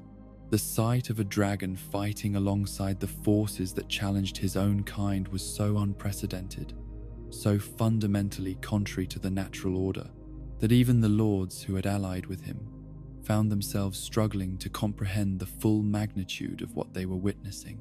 Here was a being who possessed all the majesty and power of dragon nature, yet who had chosen to turn those very qualities against everything his kind represented. Seath's participation in the battles was not the reluctant cooperation of a forced ally, but something far more active and devastating. His knowledge of dragon anatomy, accumulated through centuries of obsessive study, allowed him to direct the Lord's attacks with surgical precision against weaknesses that his immortal kin had never imagined they possessed. Where Gwyn's lightning might have struck at random points on dragon armor, Seath guided each spear to the exact spots where the geometric harmony of stone scales was most vulnerable to disruption. The pale dragon's understanding of how his brethren thought and moved proved equally valuable in the strategic aspects of their campaign. Dragons had never needed to develop sophisticated military tactics because they had never faced opponents who posed genuine threats to their existence. Their responses to the Lord's assaults were predictable because they were based on behavioral patterns that had never been tested by genuine adversity. Seath could anticipate how his fellow dragons would react to specific provocations, where they would attempt to make their stands, what formations they would adopt when forced to fight in groups rather than as individuals. This foreknowledge allowed the Lords to position their forces optimally, to prepare counters for dragon strategies before those strategies could be fully implemented. But perhaps most devastating of all was the psychological impact that Seath's betrayal had upon his fellow dragons. The sight of one of their own kind wielding his considerable power against them introduced concepts that their perfect nature had never been designed to process. Dragons had lived for eternity in the certainty that their cosmic harmony extended to all aspects of existence, that every being understood and accepted its proper place in the universal order. The revelation that one of their own could choose to violate that order, could deliberately work against the principles that define dragon civilization, struck at the very foundations of their understanding of reality. If a dragon could betray dragons, if one who should have understood the necessity of cosmic harmony could choose chaos over order, then what other certainties might prove to be illusions? Some dragons, confronted with this unprecedented betrayal, began to experience emotions that their eternal nature had never prepared them to handle. Confusion gave way to something that resembled anger. Though anger as dragons experienced, it was unlike the crude rage of lesser beings. This was a cosmic indignation, a sense that the fundamental principles of existence had been violated in ways that demanded correction. Others responded with what might have been sorrow, though dragon sadness was as profound and alien as dragon anger. They mourned not merely the loss of a kinsman, but the shattering of their belief in the inherent order of all things. If Seath could choose betrayal, then perhaps their perfect understanding of cosmic harmony had been flawed from the beginning. The most disturbing reaction, however, came from those dragons who began to question not merely Seath's choice, but their own understanding of what that choice might mean. If their pale brother had discovered knowledge that they lacked, if his studies had revealed truths that their eternal wisdom had somehow missed, then perhaps his betrayal was not mere treachery, but a form of terrible enlightenment. These dragons found themselves paralyzed by doubts that their perfect nature had never been designed to accommodate. They had existed since the beginning of time in complete certainty about their place in the cosmic order, their understanding of universal principles, their role as the eternal guardians of unchanging harmony. Now, for the first time, some began to wonder whether their certainties might be wrong. Seath exploited these psychological vulnerabilities with the same precision he brought to his tactical knowledge. His very presence on the battlefield served as a constant reminder to his former kin that their perfect understanding of reality was not as complete as they had believed. He moved among them during combat not merely as an enemy but as a living question mark, a challenge to everything they thought they knew about the nature of existence. The pale dragon's unique position allowed him to communicate with his fellow dragons in ways that the lords could not. When he spoke to them in the direct, mind-to-mind communion that characterized dragon discourse, his words carried the authority of one who shared their nature, while advocating for principles that contradicted everything they believed. He told them of the wonders he had witnessed in the depths below their grey domain, of the creative potential that the first flame had unleashed, of the possibilities for growth and development that their eternal stasis had never allowed. His arguments were not mere propaganda, but genuine attempts to share the revelations that had led him to choose transformation over tradition. Some dragons listened to these communications with growing fascination, their immortal minds intrigued by concepts they had never considered. The idea that existence could be more than eternal maintenance of perfect order, that reality could include possibilities for change and growth and development, challenged their understanding in ways that were both terrifying and oddly appealing. Others rejected Seath's words with the vehemence of beings whose entire identity was threatened by what he represented. They denounced him as mad, as corrupted by forces beyond his understanding, as a victim of deceptions that had led him to betray everything noble about dragon nature. But whether they were attracted to or repelled by his arguments, all dragons found themselves changed by exposure to ideas that questioned the very foundations of their existence. The perfect certainty that had characterized their eternal lives began to develop cracks through which doubt and possibility could enter. Seath's betrayal was made even more profound by the genuine affection and respect that many dragons had felt for their scaleless brother.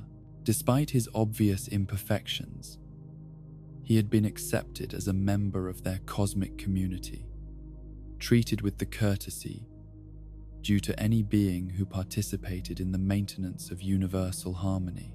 His knowledge and dedication had been valued, even if his lack of immortality had made him an object of subtle pity. The discovery that this affection and respect had been met with treachery added a personal dimension to what might otherwise have been merely a cosmic conflict. Dragons who had shared their wisdom with Seath, who had answered his questions and assisted in his studies, now realized that their generosity had been turned into a weapon against them.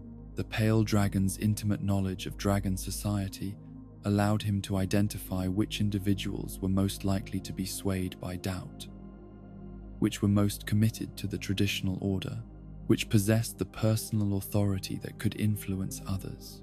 He used this social understanding to sow discord among dragon ranks, to create divisions where unity had previously existed. Some dragons began to suspect that other members of their community might be secretly sympathetic to Seath's perspective, that the unity they had always taken for granted might be more fragile than they had believed. These suspicions led to a breakdown in the perfect communication that had always characterized dragon society, as individuals began to guard their thoughts against the possibility of betrayal. The irony was profound and tragic. In seeking to protect themselves against the kind of treachery that Seath represented, the dragons began to create the very divisions and mistrust that made such treachery possible. Their response to betrayal was gradually transforming them into beings capable of betraying each other. Seath's mastery of dragon nature extended beyond mere tactical knowledge to include deep understanding of the psychological principles that governed his species. He knew which arguments would resonate with which individuals, which doubts would be most difficult for particular dragons to dismiss, which fears would prove most paralyzing when introduced to minds that had never learned to cope with uncertainty. His campaign of psychological warfare was conducted with the same methodical precision that characterized all his scholarly endeavors. Each conversation was carefully planned to achieve maximum impact, each revelation timed to create the greatest possible disruption in dragon morale and unity. The Pale Dragon also understood the importance of demonstrating that his choice had brought him genuine benefits rather than mere destruction. As the war progressed and his alliance with the Lords deepened, Seath began to display new abilities that his dragon heritage alone could never have granted him. His studies of the crystal formations that appeared wherever the First Flame's influence had touched the world led to the development of entirely new forms of sorcery. These crystal magics operated according to principles that married dragon wisdom with the transformative power of flame, creating effects that were both beautiful and terrible to behold. When Seath wielded these new sorceries in battle against his former kin, he demonstrated that betrayal had not weakened him, but had opened possibilities for growth that loyalty to the old order could never have provided. His crystal spears could pierce dragon scales as effectively as Gwyn's lightning, while his knowledge of how to disrupt the geometric harmony of their armor made his attacks even more precisely targeted.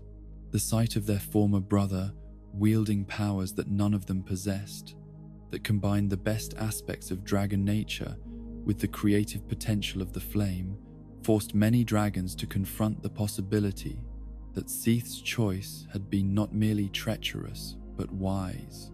If betrayal could lead to such enhancement of ability, such expansion of possibility, then perhaps the traditional order was indeed as limiting as he claimed. This realization was perhaps the most devastating blow that Seath struck against dragon civilization. It was one thing to be betrayed by a kinsman who had been corrupted or deceived, quite another to be challenged by one who had clearly benefited from his choice to abandon everything his people held sacred. Some dragons began to experience what could only be called envy as they watched their scaleless brother demonstrate abilities that their perfect immortality had never granted them. They had always pitied him for his lack of stone scales, for his vulnerability to time and change. Now they found themselves wondering whether his apparent weaknesses might actually have been hidden strengths. The Pale Dragon's mortality, which had seemed like such a cruel limitation compared to their eternal existence, had forced him to develop qualities that their immortality had made unnecessary. His capacity for growth, his ability to adapt and change, his drive to transcend his original limitations, all of these were products of his mortal nature that their perfect stasis could never replicate. As the war continued and Seath's role in the Lord's victories became increasingly apparent, some dragons began to contemplate choices that their eternal nature should have made unthinkable. If one of their kind could benefit so dramatically from alliance with the forces of change, perhaps others might find similar advantages in abandoning the traditional order. These thoughts were heretical in the extreme, violations of every principle that dragon civilization embodied. Yet they grew stronger with each demonstration of Seath's enhanced abilities, with each tactical victory that his knowledge made possible, with each psychological assault that weakened dragon unity and resolve. The Pale Dragon's betrayal was thus not merely a single act of treachery, but an ongoing campaign that struck at every level of dragon existence: tactical, strategic, psychological, and philosophical. He challenged not only their ability to win the war, but their understanding of whether the war was worth winning, whether the order they fought to preserve was truly superior to the changes their enemies offered. In choosing to ally with the Lords rather than accept his mortality among his immortal kin, Seath had become something entirely new in the history of existence, a bridge between incompatible forms of reality. a translator who could make dragon wisdom comprehensible to forces of flame and change. His betrayal was the key that unlocked the possibility of victory for the Lords, but it was also the wound that would never heal in the heart of dragon civilization. The grey world continued to echo with the sounds of battle, but now those sounds carried new overtones of confusion and doubt, of unity fractured and certainty shaken. The dragons fought on with all their ancient power and wisdom, but they fought now as beings who could no longer be completely certain that their cause was just or their victory desirable. Seath the Scaleless had given the Lords the knowledge they needed to challenge dragon supremacy, but his gift to them was also a curse upon his own kind. The terrible knowledge that perfection might be a prison, that eternity might be a limitation, that the unchanging harmony they had always treasured might be nothing more than beautiful stagnation. The war had found its turning point in the form of a dragon who had chosen transformation over tradition, and that choice would echo through every battle yet to come, until the final moment when the Age of Ancients would face its ultimate test. With Seath's treachery having fractured the unity that had sustained dragon civilization since the beginning of time, the Lords found themselves poised to exploit advantages that would have been unthinkable in the early stages of their rebellion. The psychological warfare that the Pale Dragon's betrayal had unleashed among his kin created opportunities for strategic victories that transformed isolated battles into systematic campaigns of conquest across the Grey World's most significant strongholds. The momentum that had been building through countless smaller engagements now reached a crescendo as Gwyn, emboldened by his growing mastery over the forces of light and lightning, began to target not merely individual dragons, but the great citadels where they had gathered to coordinate their resistance. These were not simple lairs, but architectural marvels that had stood since the beginning of existence, monuments to the eternal principles that dragon civilization embodied.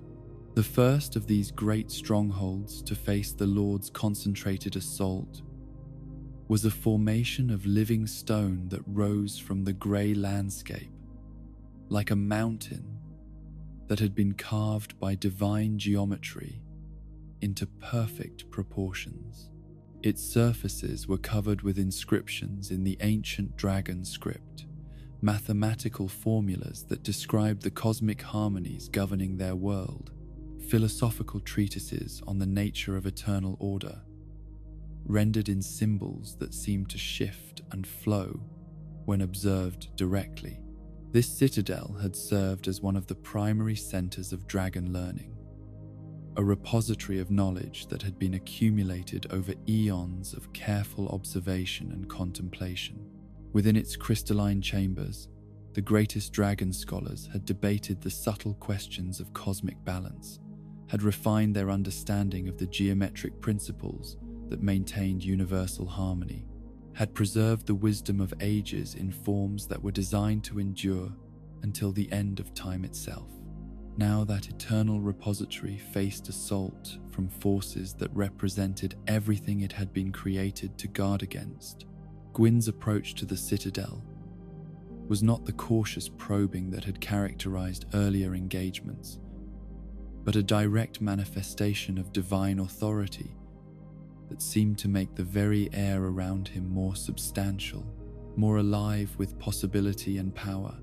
His lightning spears struck the ancient walls with impacts that sent tremors through foundations that had never known instability.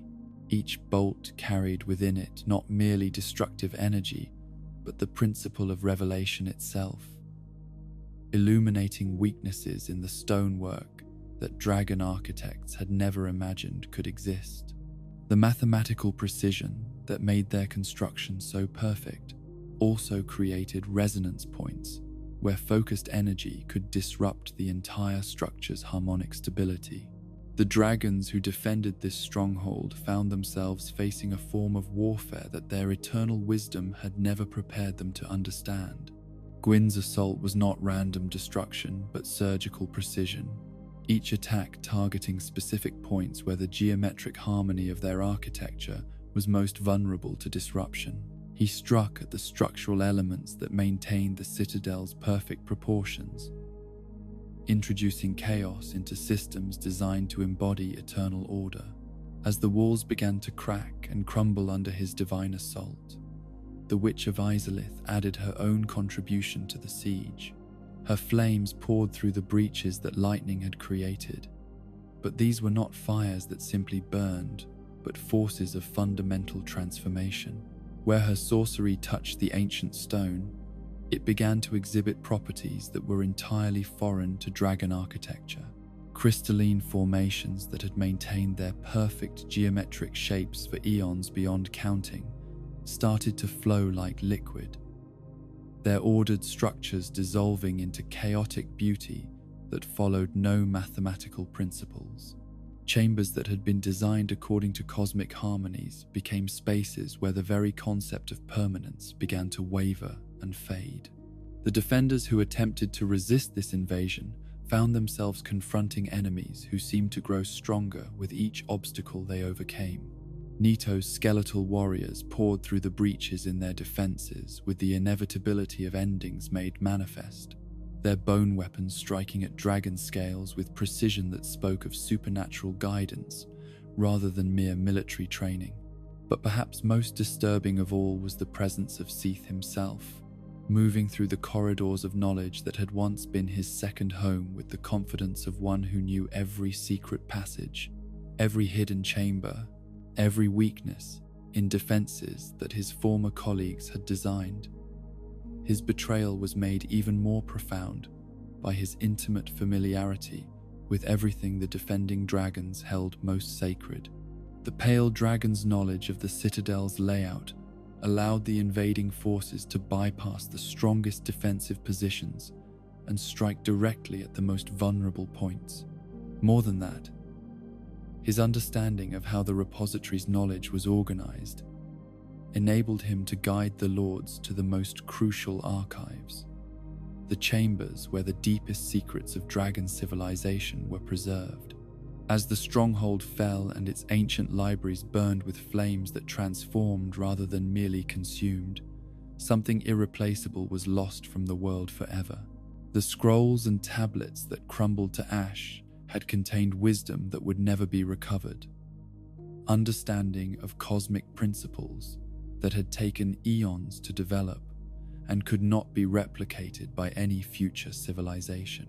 Yet even as they witnessed the destruction of knowledge that they had spent lifetimes helping to preserve, some of the defending dragons found themselves experiencing emotions that their eternal nature struggled to process. The sight of their perfect archives transforming into something chaotic yet undeniably beautiful raised questions about whether preservation of unchanging order was truly the highest value that existence could embody. The fall of the great repository sent tremors through dragon civilization that extended far beyond mere military significance.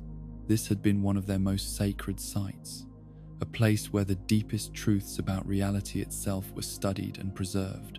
Its destruction suggested that perhaps no dragon stronghold was truly safe from the forces that the lords commanded.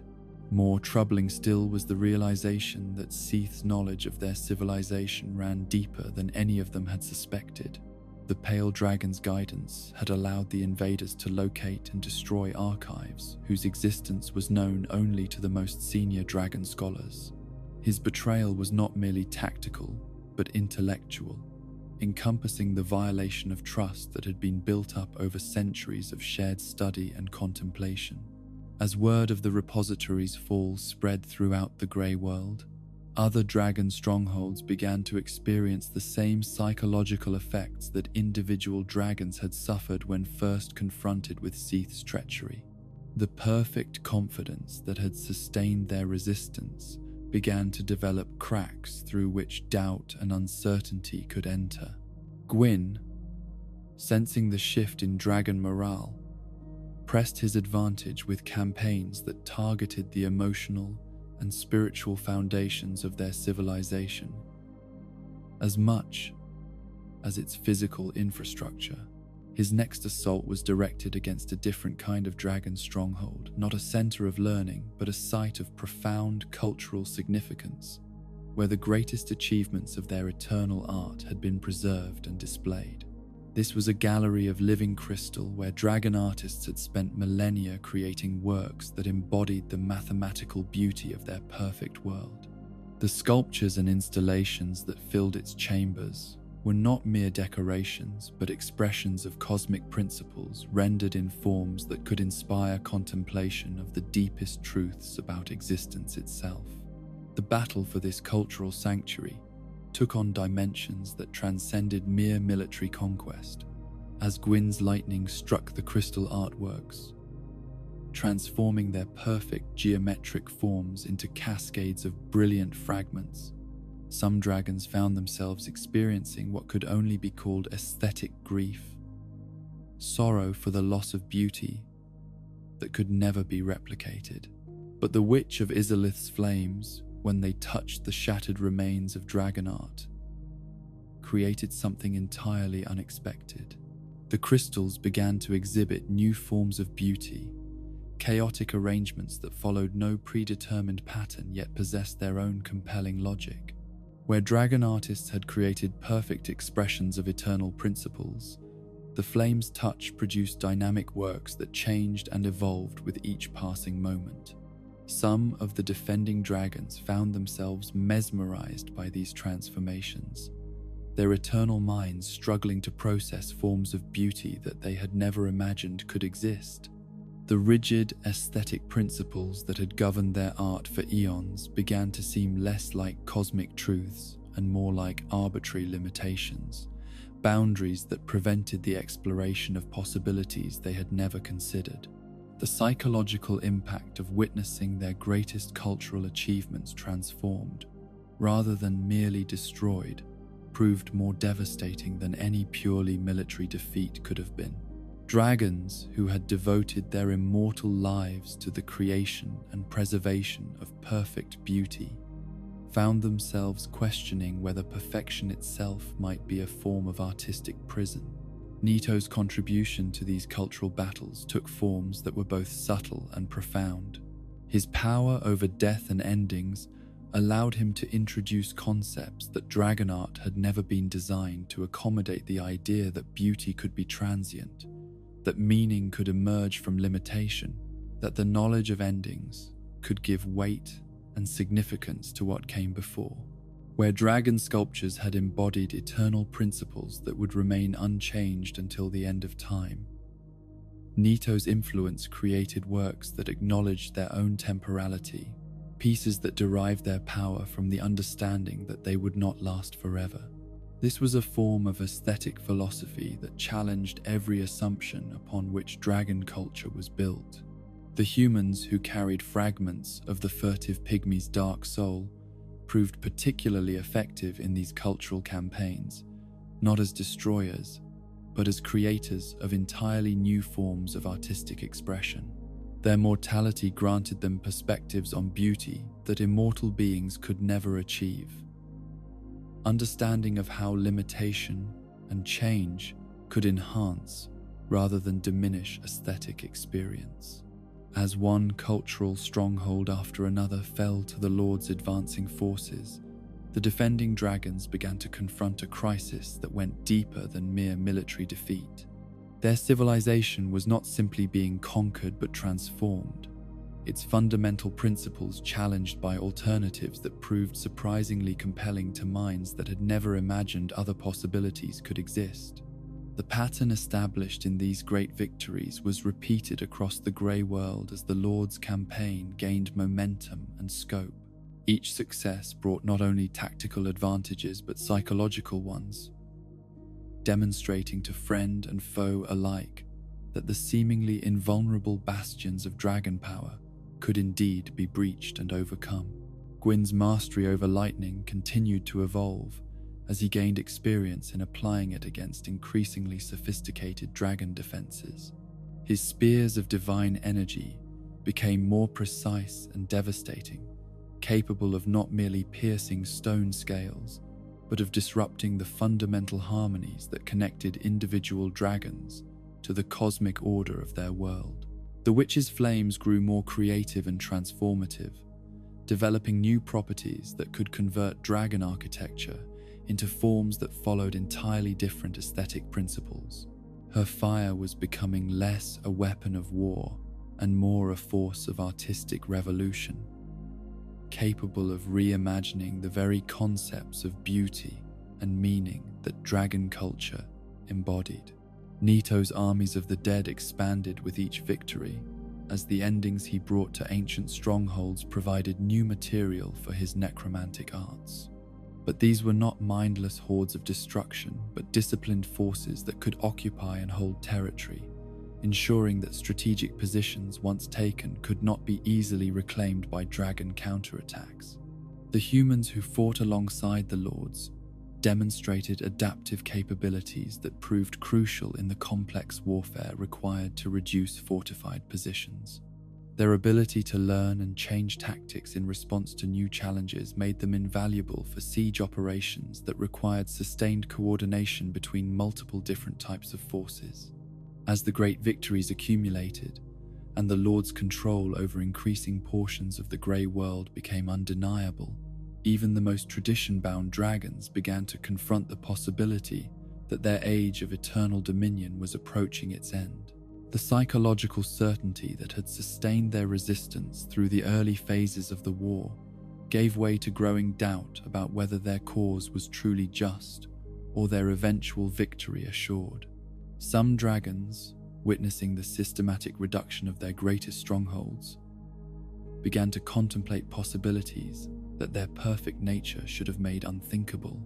If the old order was indeed collapsing, if the eternal principles they had served were proving inadequate to the challenges they faced, then perhaps the time had come to consider what forms of existence might be possible in the new age that the Lords sought to create.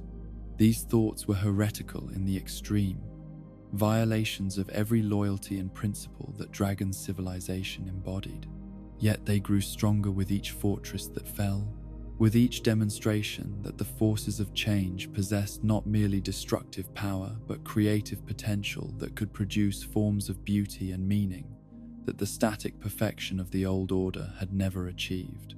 The great victories had become more than military conquests. They were arguments made manifest, demonstrations that the principles the Lords represented might indeed be superior to the eternal stasis that dragons had always treasured. Each fallen stronghold was a chapter in a larger story about the nature of existence itself, a narrative that was gradually revealing the limitations of perfection and the possibilities that change could offer. As the systematic campaign against dragon civilization continued, both victors and vanquished found themselves participating in something far more significant than a mere war of conquest. This was a transformation of reality itself, a fundamental alteration in the principles that governed existence, a revolution that would determine not merely who ruled the world, but what concepts of meaning and value that world would embody. The stage was set for the final confrontations that would determine whether the Age of Ancients could survive the challenge that had emerged from the depths below, or whether the eternal grey world would give way to something entirely new and unprecedented in the history of existence itself.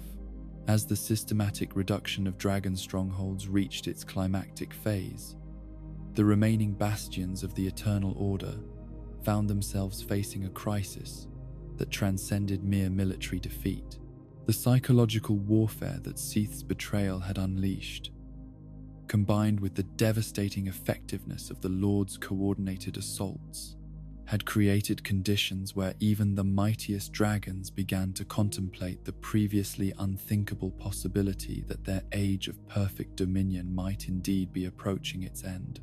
The final phase of the Great War was characterized not by the desperate resistance of beings fighting for survival, but by something far more profound and tragic: the gradual abandonment of hope by creatures who had never before experienced the concept of defeat.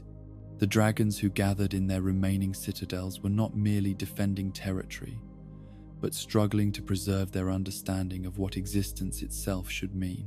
The greatest of these final battles took place at a formation that had stood since the very beginning of the Age of Ancients.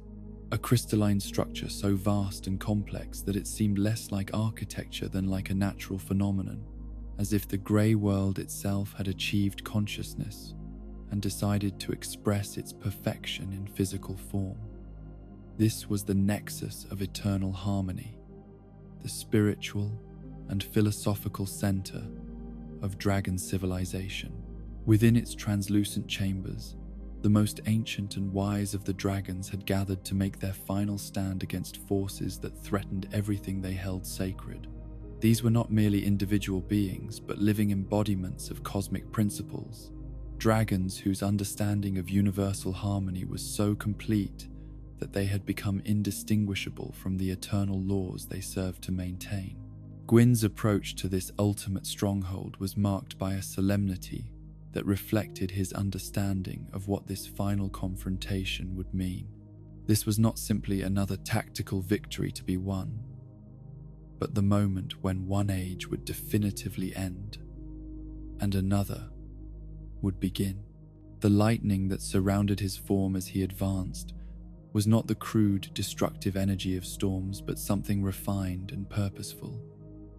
Divine judgment made manifest in the physical world. His first assault against the Nexus revealed the magnitude of what he faced. The crystalline walls did not simply resist his lightning, but seemed to absorb and redirect it, channeling the divine energy through geometric patterns that transformed destructive force into something that actually strengthened the structure's harmonic resonance. This was dragon architecture at its most sophisticated, construction that could turn the weapons of its enemies into sources of its own power. But Gwyn had learned much from his previous victories, and his mastery over the forces of light and lightning had evolved far beyond its original limitations. Rather than attempting to overwhelm the Nexus through raw power, he began to study its defensive systems with the same methodical precision that Seath had once applied to understanding dragon nature itself. What he discovered was both beautiful and terrible in its implications. The Nexus was not merely a building, but a living expression of the mathematical principles that governed the entire grey world.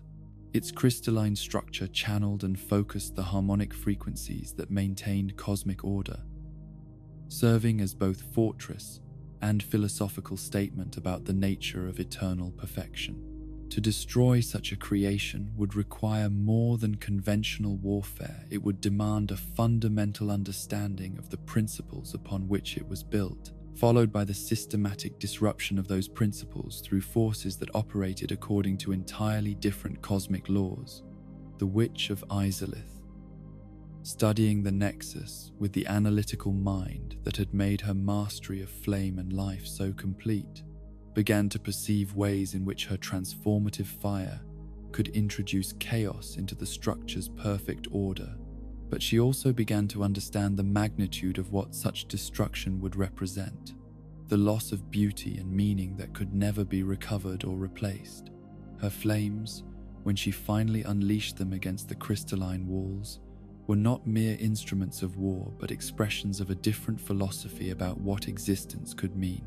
Where the Nexus embodied the principle that perfection lay in eternal stasis, her fire argued for the beauty of change, the meaning that could emerge from transformation, the possibilities that became available when beings chose growth over security.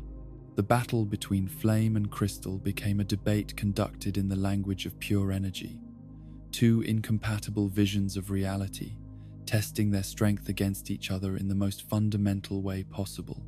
Where her sorcery touched the ancient structure, new forms of beauty began to emerge, crystalline formations that changed and evolved moment by moment, geometric patterns that followed no predetermined design yet possessed their own compelling logic. Nito's contribution to this ultimate siege took forms that were both subtle and devastating.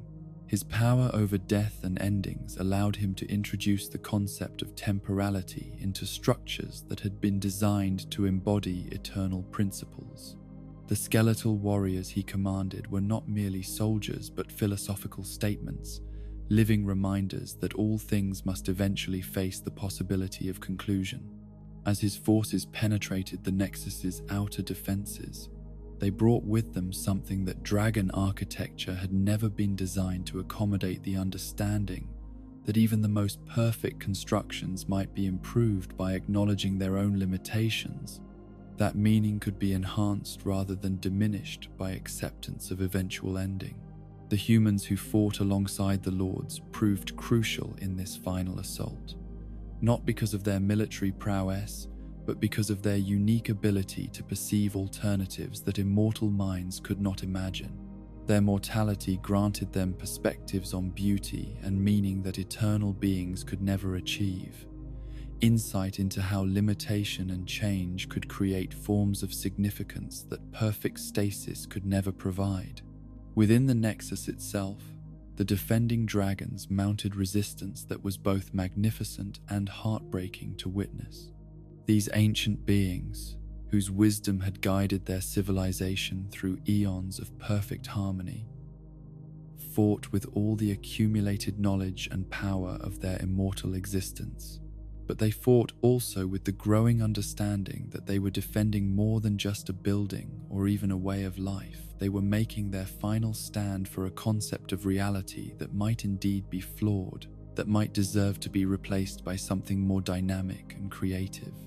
Some of the defenders, even as they wielded their considerable power against the invading forces, found themselves experiencing doubts that their eternal nature should have made impossible. The sight of their perfect architecture transforming into something chaotic yet undeniably beautiful raised questions that struck at the very core of their identity.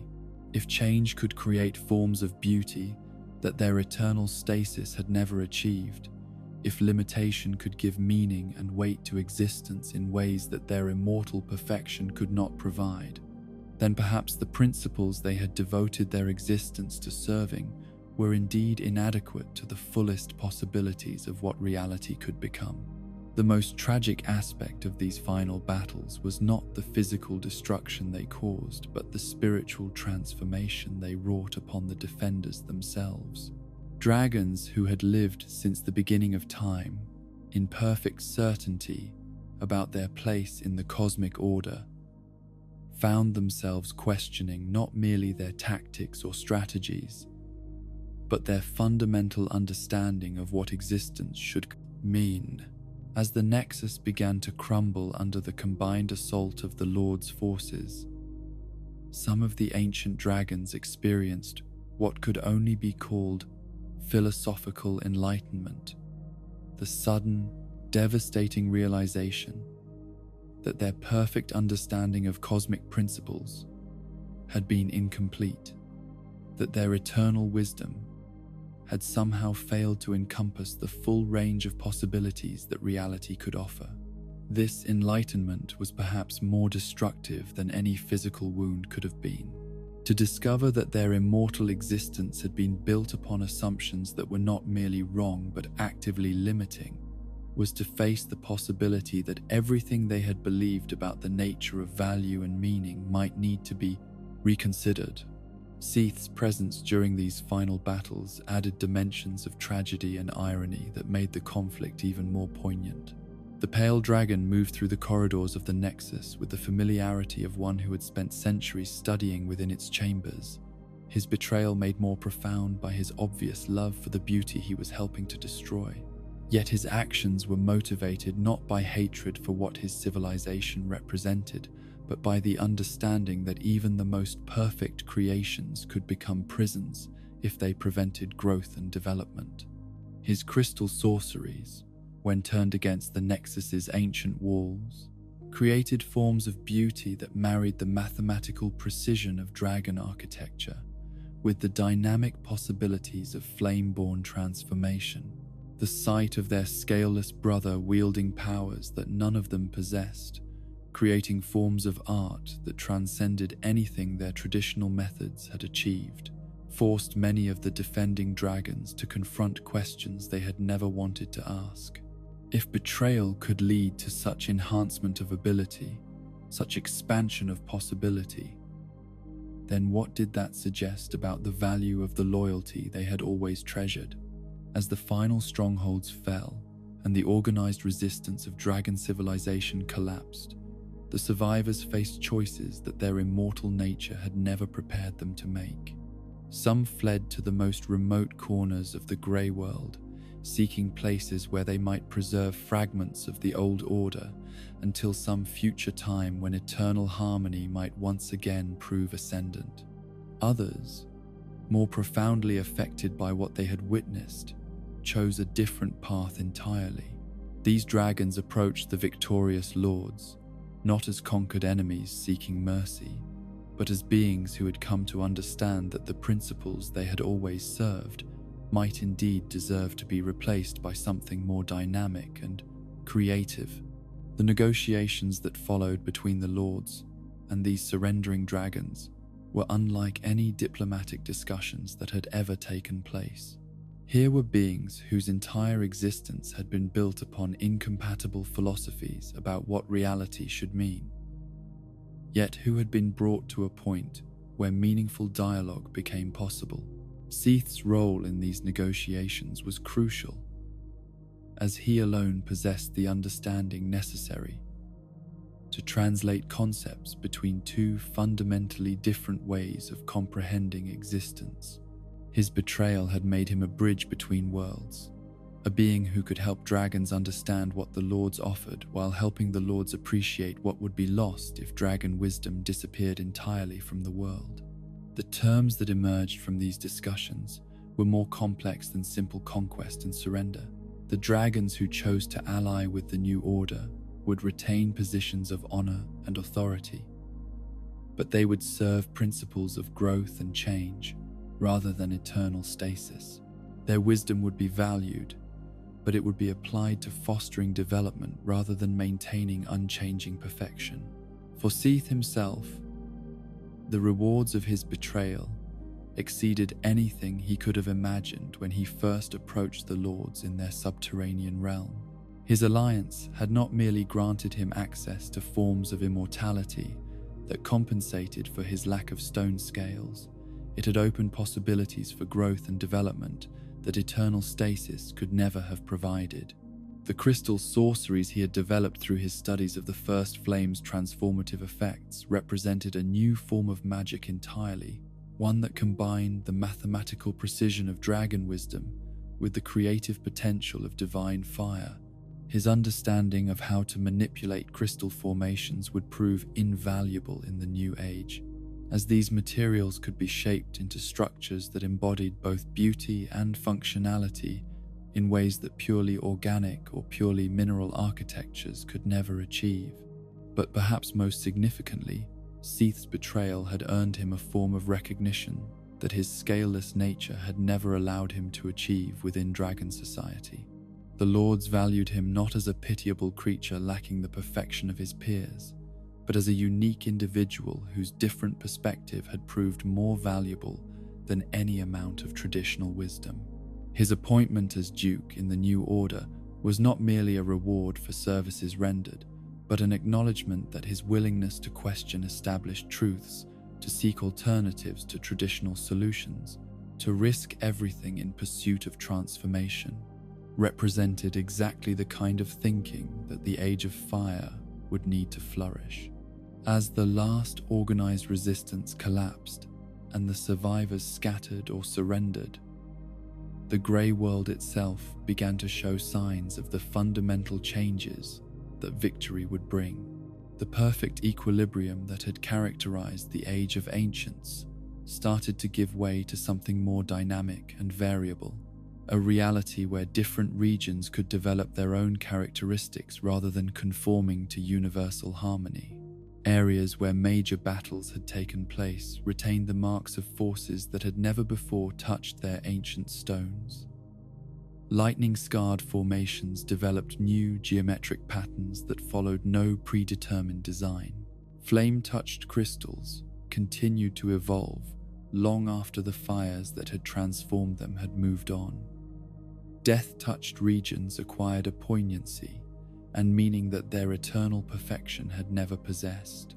The archtrees themselves, those massive pillars that had supported the grey world since the beginning of time, began to show signs of adaptation to the new reality. Some developed characteristics that reflected the influence of flame, growing new forms of foliage that changed color and texture according to patterns that had never existed in the eternal twilight of the ancient age. Others acquired crystalline formations that channeled and focused light in ways that created entirely new forms of beauty. Most significantly, the mists that had always shrouded the grey world in perfect, unchanging obscurity began to clear in some regions while growing denser in others, creating a variety of atmospheric conditions that reflected the complexity of the new order rather than the uniformity of the old. The psychological transformation of the world was even more profound than its physical alteration. For the first time in the history of existence, beings could contemplate futures that were not predetermined by eternal cosmic principles. The possibility of growth, of change, of becoming something more than what one had originally been designed to be, became available to consciousness in ways that the perfect stasis of the ancient age had never allowed. As the final battles of the Great War concluded, and the victorious lords began the process of establishing their new order upon the ruins of dragon civilization, both winners and losers found themselves facing a future that was simultaneously more promising and more uncertain than anything they had ever imagined possible. The Age of Ancients was ending not with the restoration of some previous state, but with the beginning of something entirely unprecedented in the history of reality itself. The grey world would never again know the perfect peace of eternal stasis, but it would discover forms of beauty and meaning that such perfection could never have achieved. The Age of Fire was about to begin, and with it would come possibilities for growth and transformation that even the wisest dragons had never dreamed could exist. In the aftermath of victory, as the last echoes of battle faded from the transformed landscape of what had once been the grey world of eternal perfection, the lords found themselves confronting a challenge that was in many ways more complex than any they had faced during the war itself. They had succeeded in overthrowing the Age of Ancients, but now they must create something worthy to take its place, a new order that could justify the destruction of everything that had come before. The establishment of the Age of Fire began not with grand proclamations or ceremonial declarations, but with the quiet, methodical work of transformation that would reshape every aspect of existence according to principles that the grey world had never known. Where the dragons had maintained their realm through the preservation of eternal stasis, the lords would govern through the active cultivation of change, growth, and the dynamic processes that fire had made possible. Gwyn's ascension to supremacy in this new order was marked by his transformation of the very concept of rulership itself.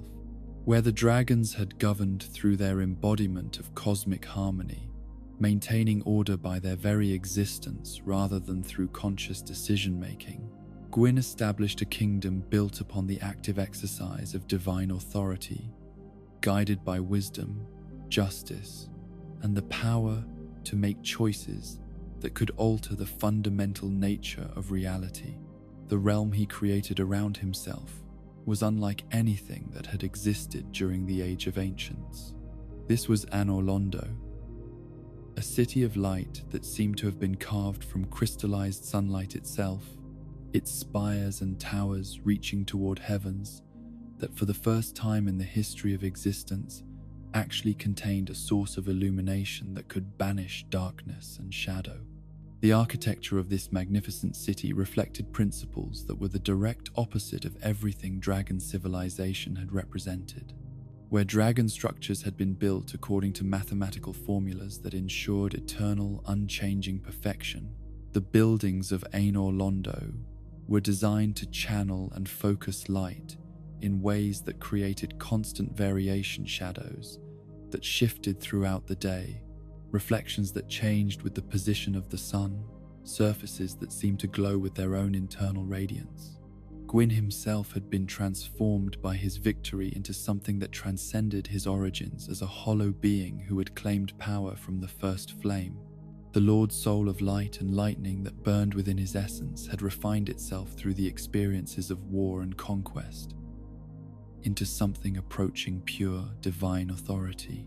His very presence brought illumination to any space he occupied, not merely the physical light that banished darkness, but the spiritual illumination that revealed truth and dispelled confusion. His mastery over lightning had evolved far beyond its original function as a weapon of war. Now his electrical powers served as instruments of justice and judgment, capable of discerning truth from falsehood, guilt from innocence, worthiness from corruption. Under his rule, the new age would know the blessing of divine law, administered by a being whose understanding of cosmic principles had been tested and refined through the crucible of actual conflict. The kingdom that grew around Gwyn's seat of power was populated by beings who had been transformed by their exposure to the forces of fire and change. Some were humans who had carried fragments of the furtive pygmy's dark soul and had proven their worth through service in the Great War.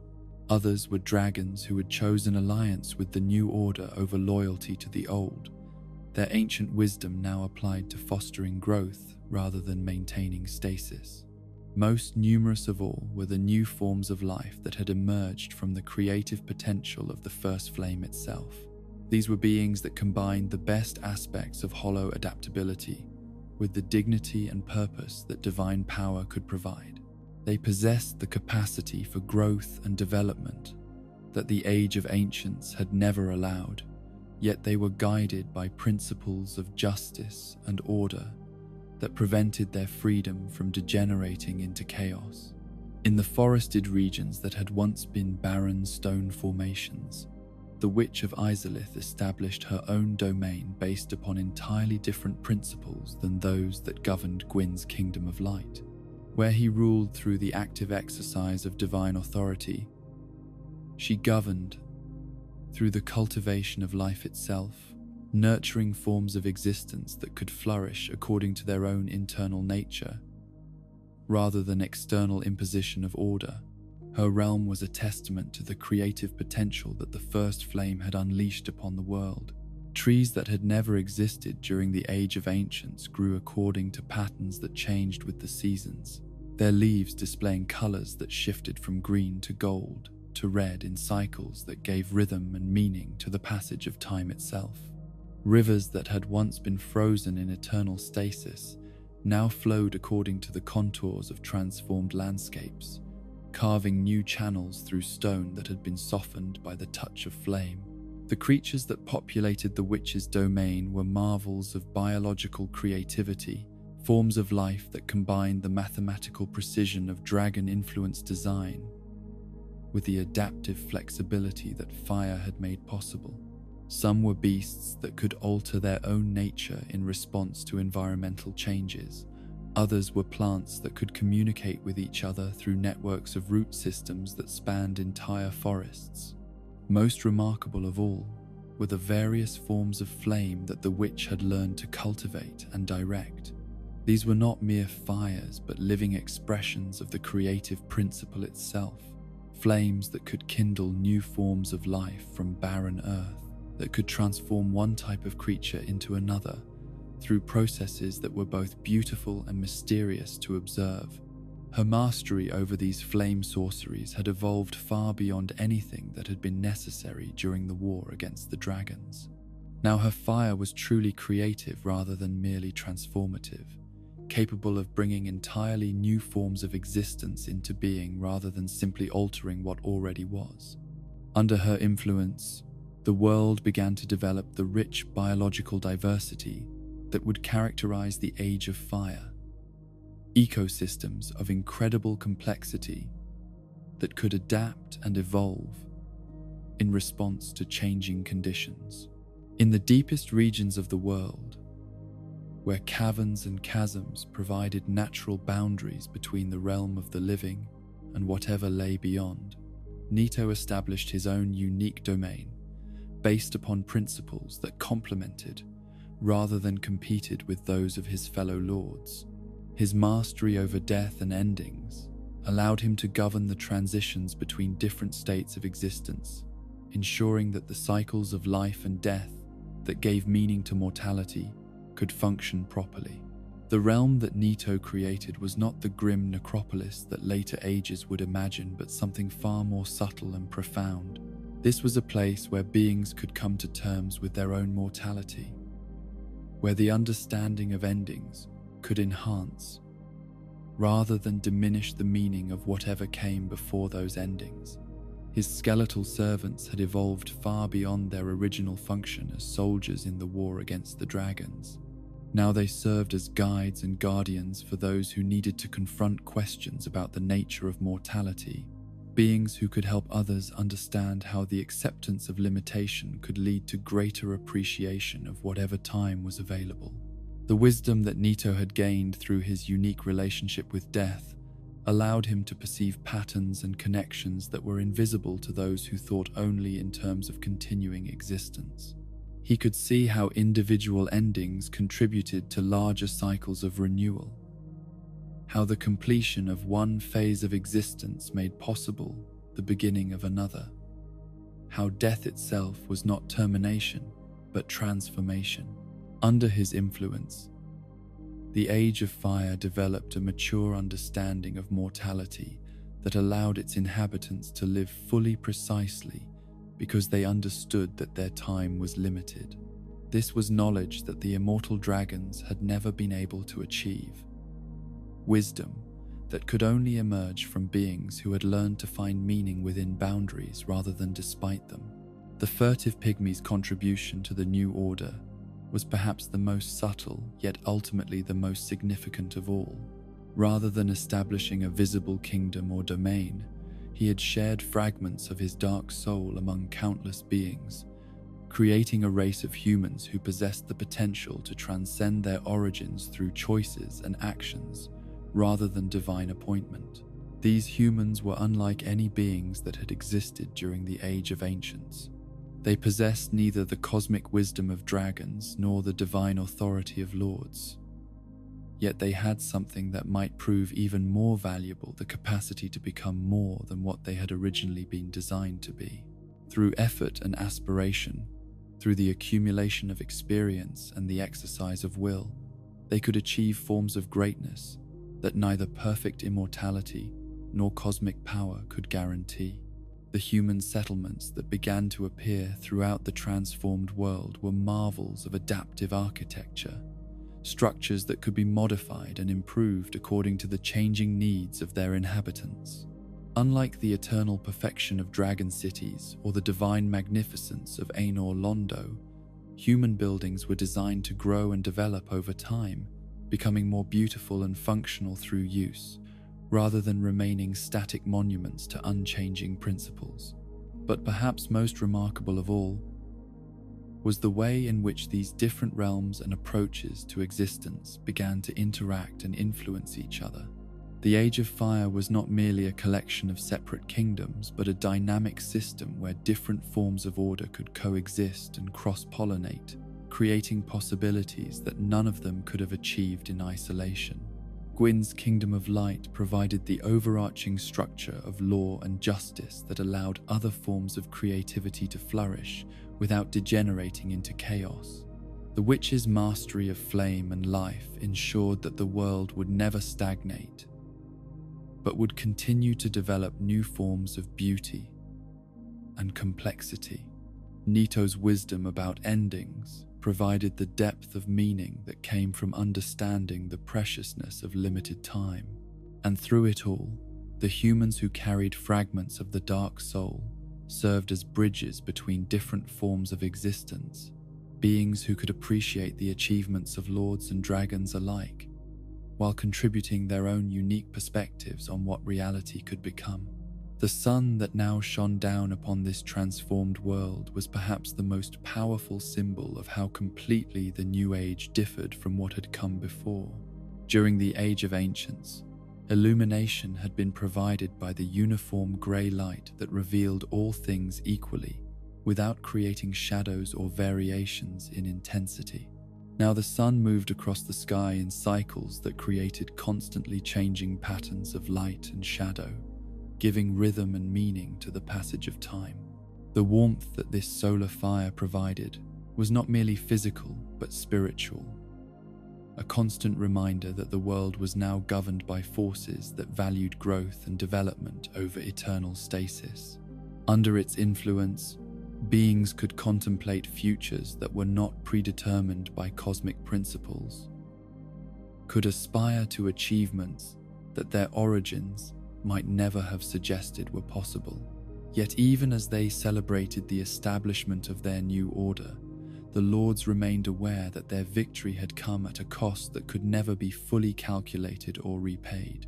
The wisdom and beauty that had characterized dragon civilization were gone forever, destroyed in battles that had been necessary, but which had also represented genuine losses for the world.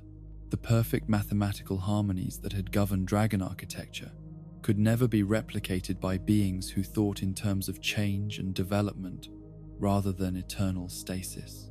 The cosmic understanding that had allowed dragons to maintain their realm in perfect balance for eons beyond counting had been replaced by approaches that were more dynamic but also less certain. Most troubling of all was the growing awareness that the Age of Fire, for all its creative potential and dynamic beauty, was itself subject to the limitations that it had imposed upon the world. The first flame that had granted the lords their power was not eternal but consumable, requiring constant fuel to maintain the burning intensity that kept their new order functioning. This meant that unlike the Age of Ancients, which could theoretically have continued unchanged until the end of time itself, the Age of Fire contained within its very structure the seeds of its own eventual decline.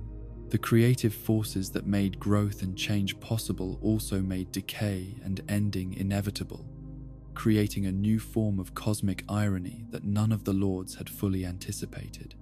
The humans who populated their transformed world would live and die according to natural cycles that gave meaning and urgency to their existence, but they would also face the knowledge that their entire civilization was itself mortal, subject to the same limitations that gave individual lives their preciousness and poignancy. Yet this knowledge, rather than undermining the achievements of the New Age, seemed to enhance them by providing the kind of urgency and significance that eternal perfection could never achieve.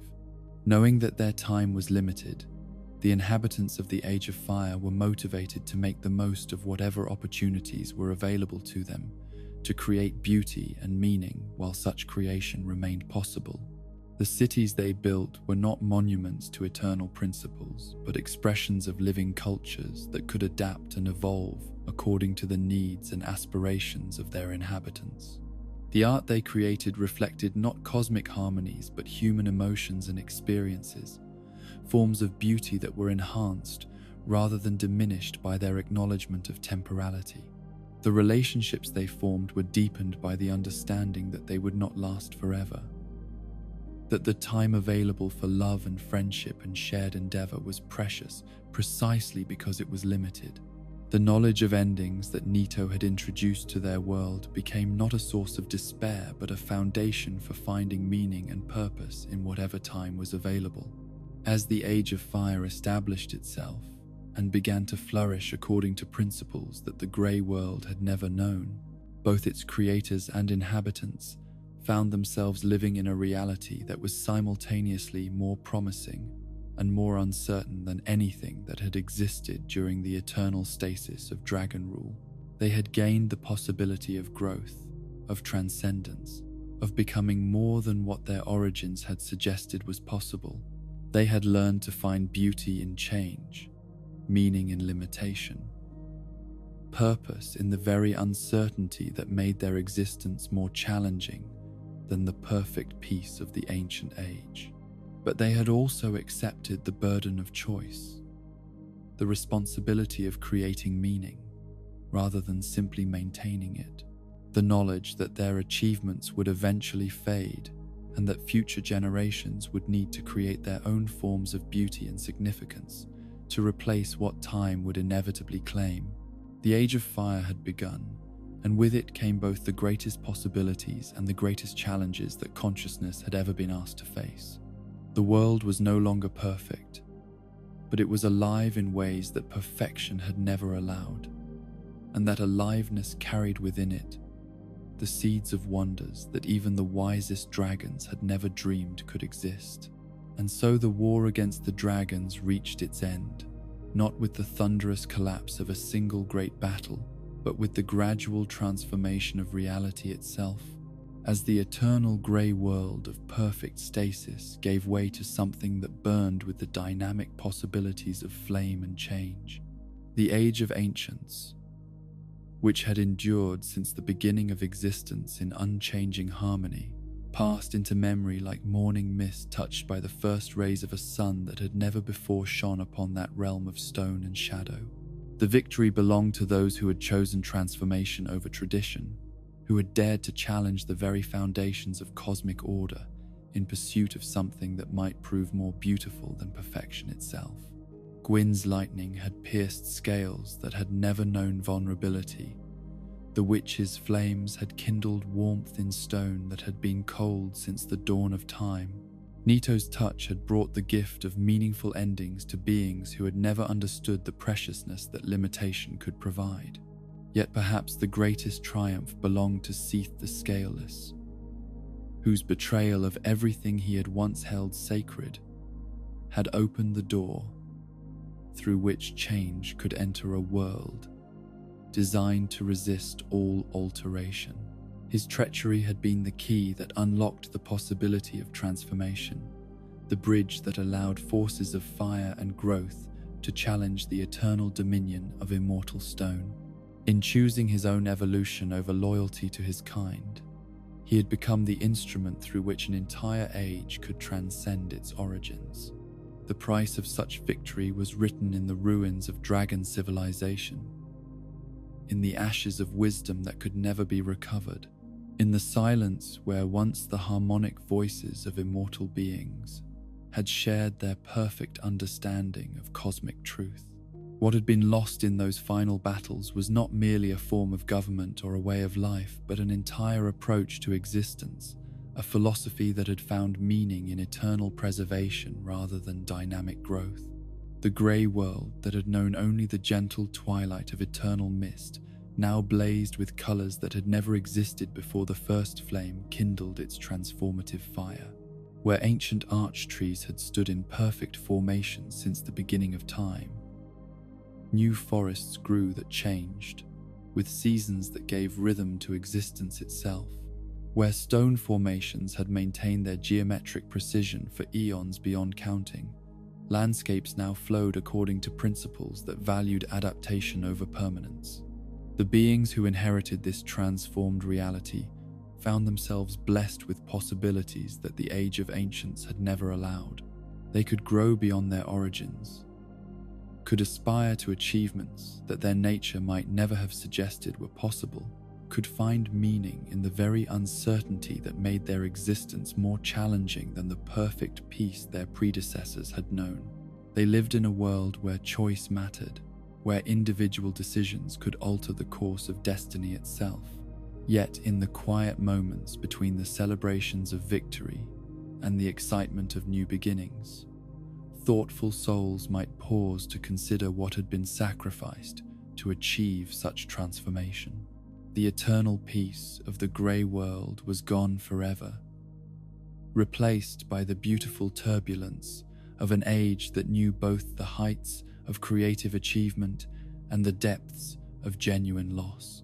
Where once there had been the comfort of absolute certainty, Now there was only the exhilarating and terrifying freedom of unlimited possibility. The sun that rose each morning over kingdoms built from crystallized light and forests that danced with flames of their own making was both promise and reminder. Promise of the wonders that conscious choice could achieve, reminder that even the most magnificent ages must eventually face their own endings. The Age of Fire burned bright with the intensity of lives that understood their own mortality, civilizations that found meaning in the very limitations that gave their achievements weight and significance. In the deep places where the first flame continued to burn, casting its transformative light upon a world that had chosen change over stasis, growth over perfection, the dynamic possibilities of flame over the eternal certainties of stone, new forms of beauty continued to emerge. These were not the mathematical harmonies of dragon architecture, but the organic complexities of life that could adapt and evolve. Love stories that were precious because they could not last forever. Works of art that derived their power from acknowledgement of their own temporality. The children of this new age would grow up never knowing the perfect peace of eternal twilight, never experiencing the comfortable certainty that came from understanding one's exact place in an unchanging cosmic order. Instead, they would know the joy of discovery, the satisfaction of achievement earned through effort rather than granted by cosmic appointment, the deep meaning that could only emerge from lives lived with the full awareness that such lives were gifts too precious to waste. As you drift towards sleep, on this night that exists in an age the ancient dragons could never have imagined, let your mind settle into the gentle darkness with the understanding that even the mightiest wars eventually transform from history into legend, from legend into myth, and finally into the peaceful silence that welcomes all endings. The grey world sleeps now in memory, its perfect stones worn smooth by the passage of ages, that have learned to find beauty in change, rather than comfort in eternal stasis. Dream, if you will, of that first moment when lightning pierced scales that had never known vulnerability, when flame first touched stone that had been cold since the beginning of time, when the possibility of transformation entered a realm that had been designed to resist all alteration. Or perhaps dream instead of the quiet moments that followed, when beings who had never known choice discovered what it meant to create meaning rather than simply preserve it. Rest now in the knowledge that every age, no matter how eternal it may seem, eventually gives way to something new and unprecedented. The dragon's reign of perfect order became the foundation upon which the Age of Fire could build its dynamic beauty. Your own rest becomes the foundation upon which tomorrow's possibilities can take root and grow toward whatever light may choose to shine upon them. Sleep peacefully in the darkness between ages, knowing that even the greatest transformations begin with simple choices made by beings who dare to imagine that reality itself might be improved through courage, wisdom, and the willingness to sacrifice the comfort of the familiar for the promise of something more beautiful than perfection itself.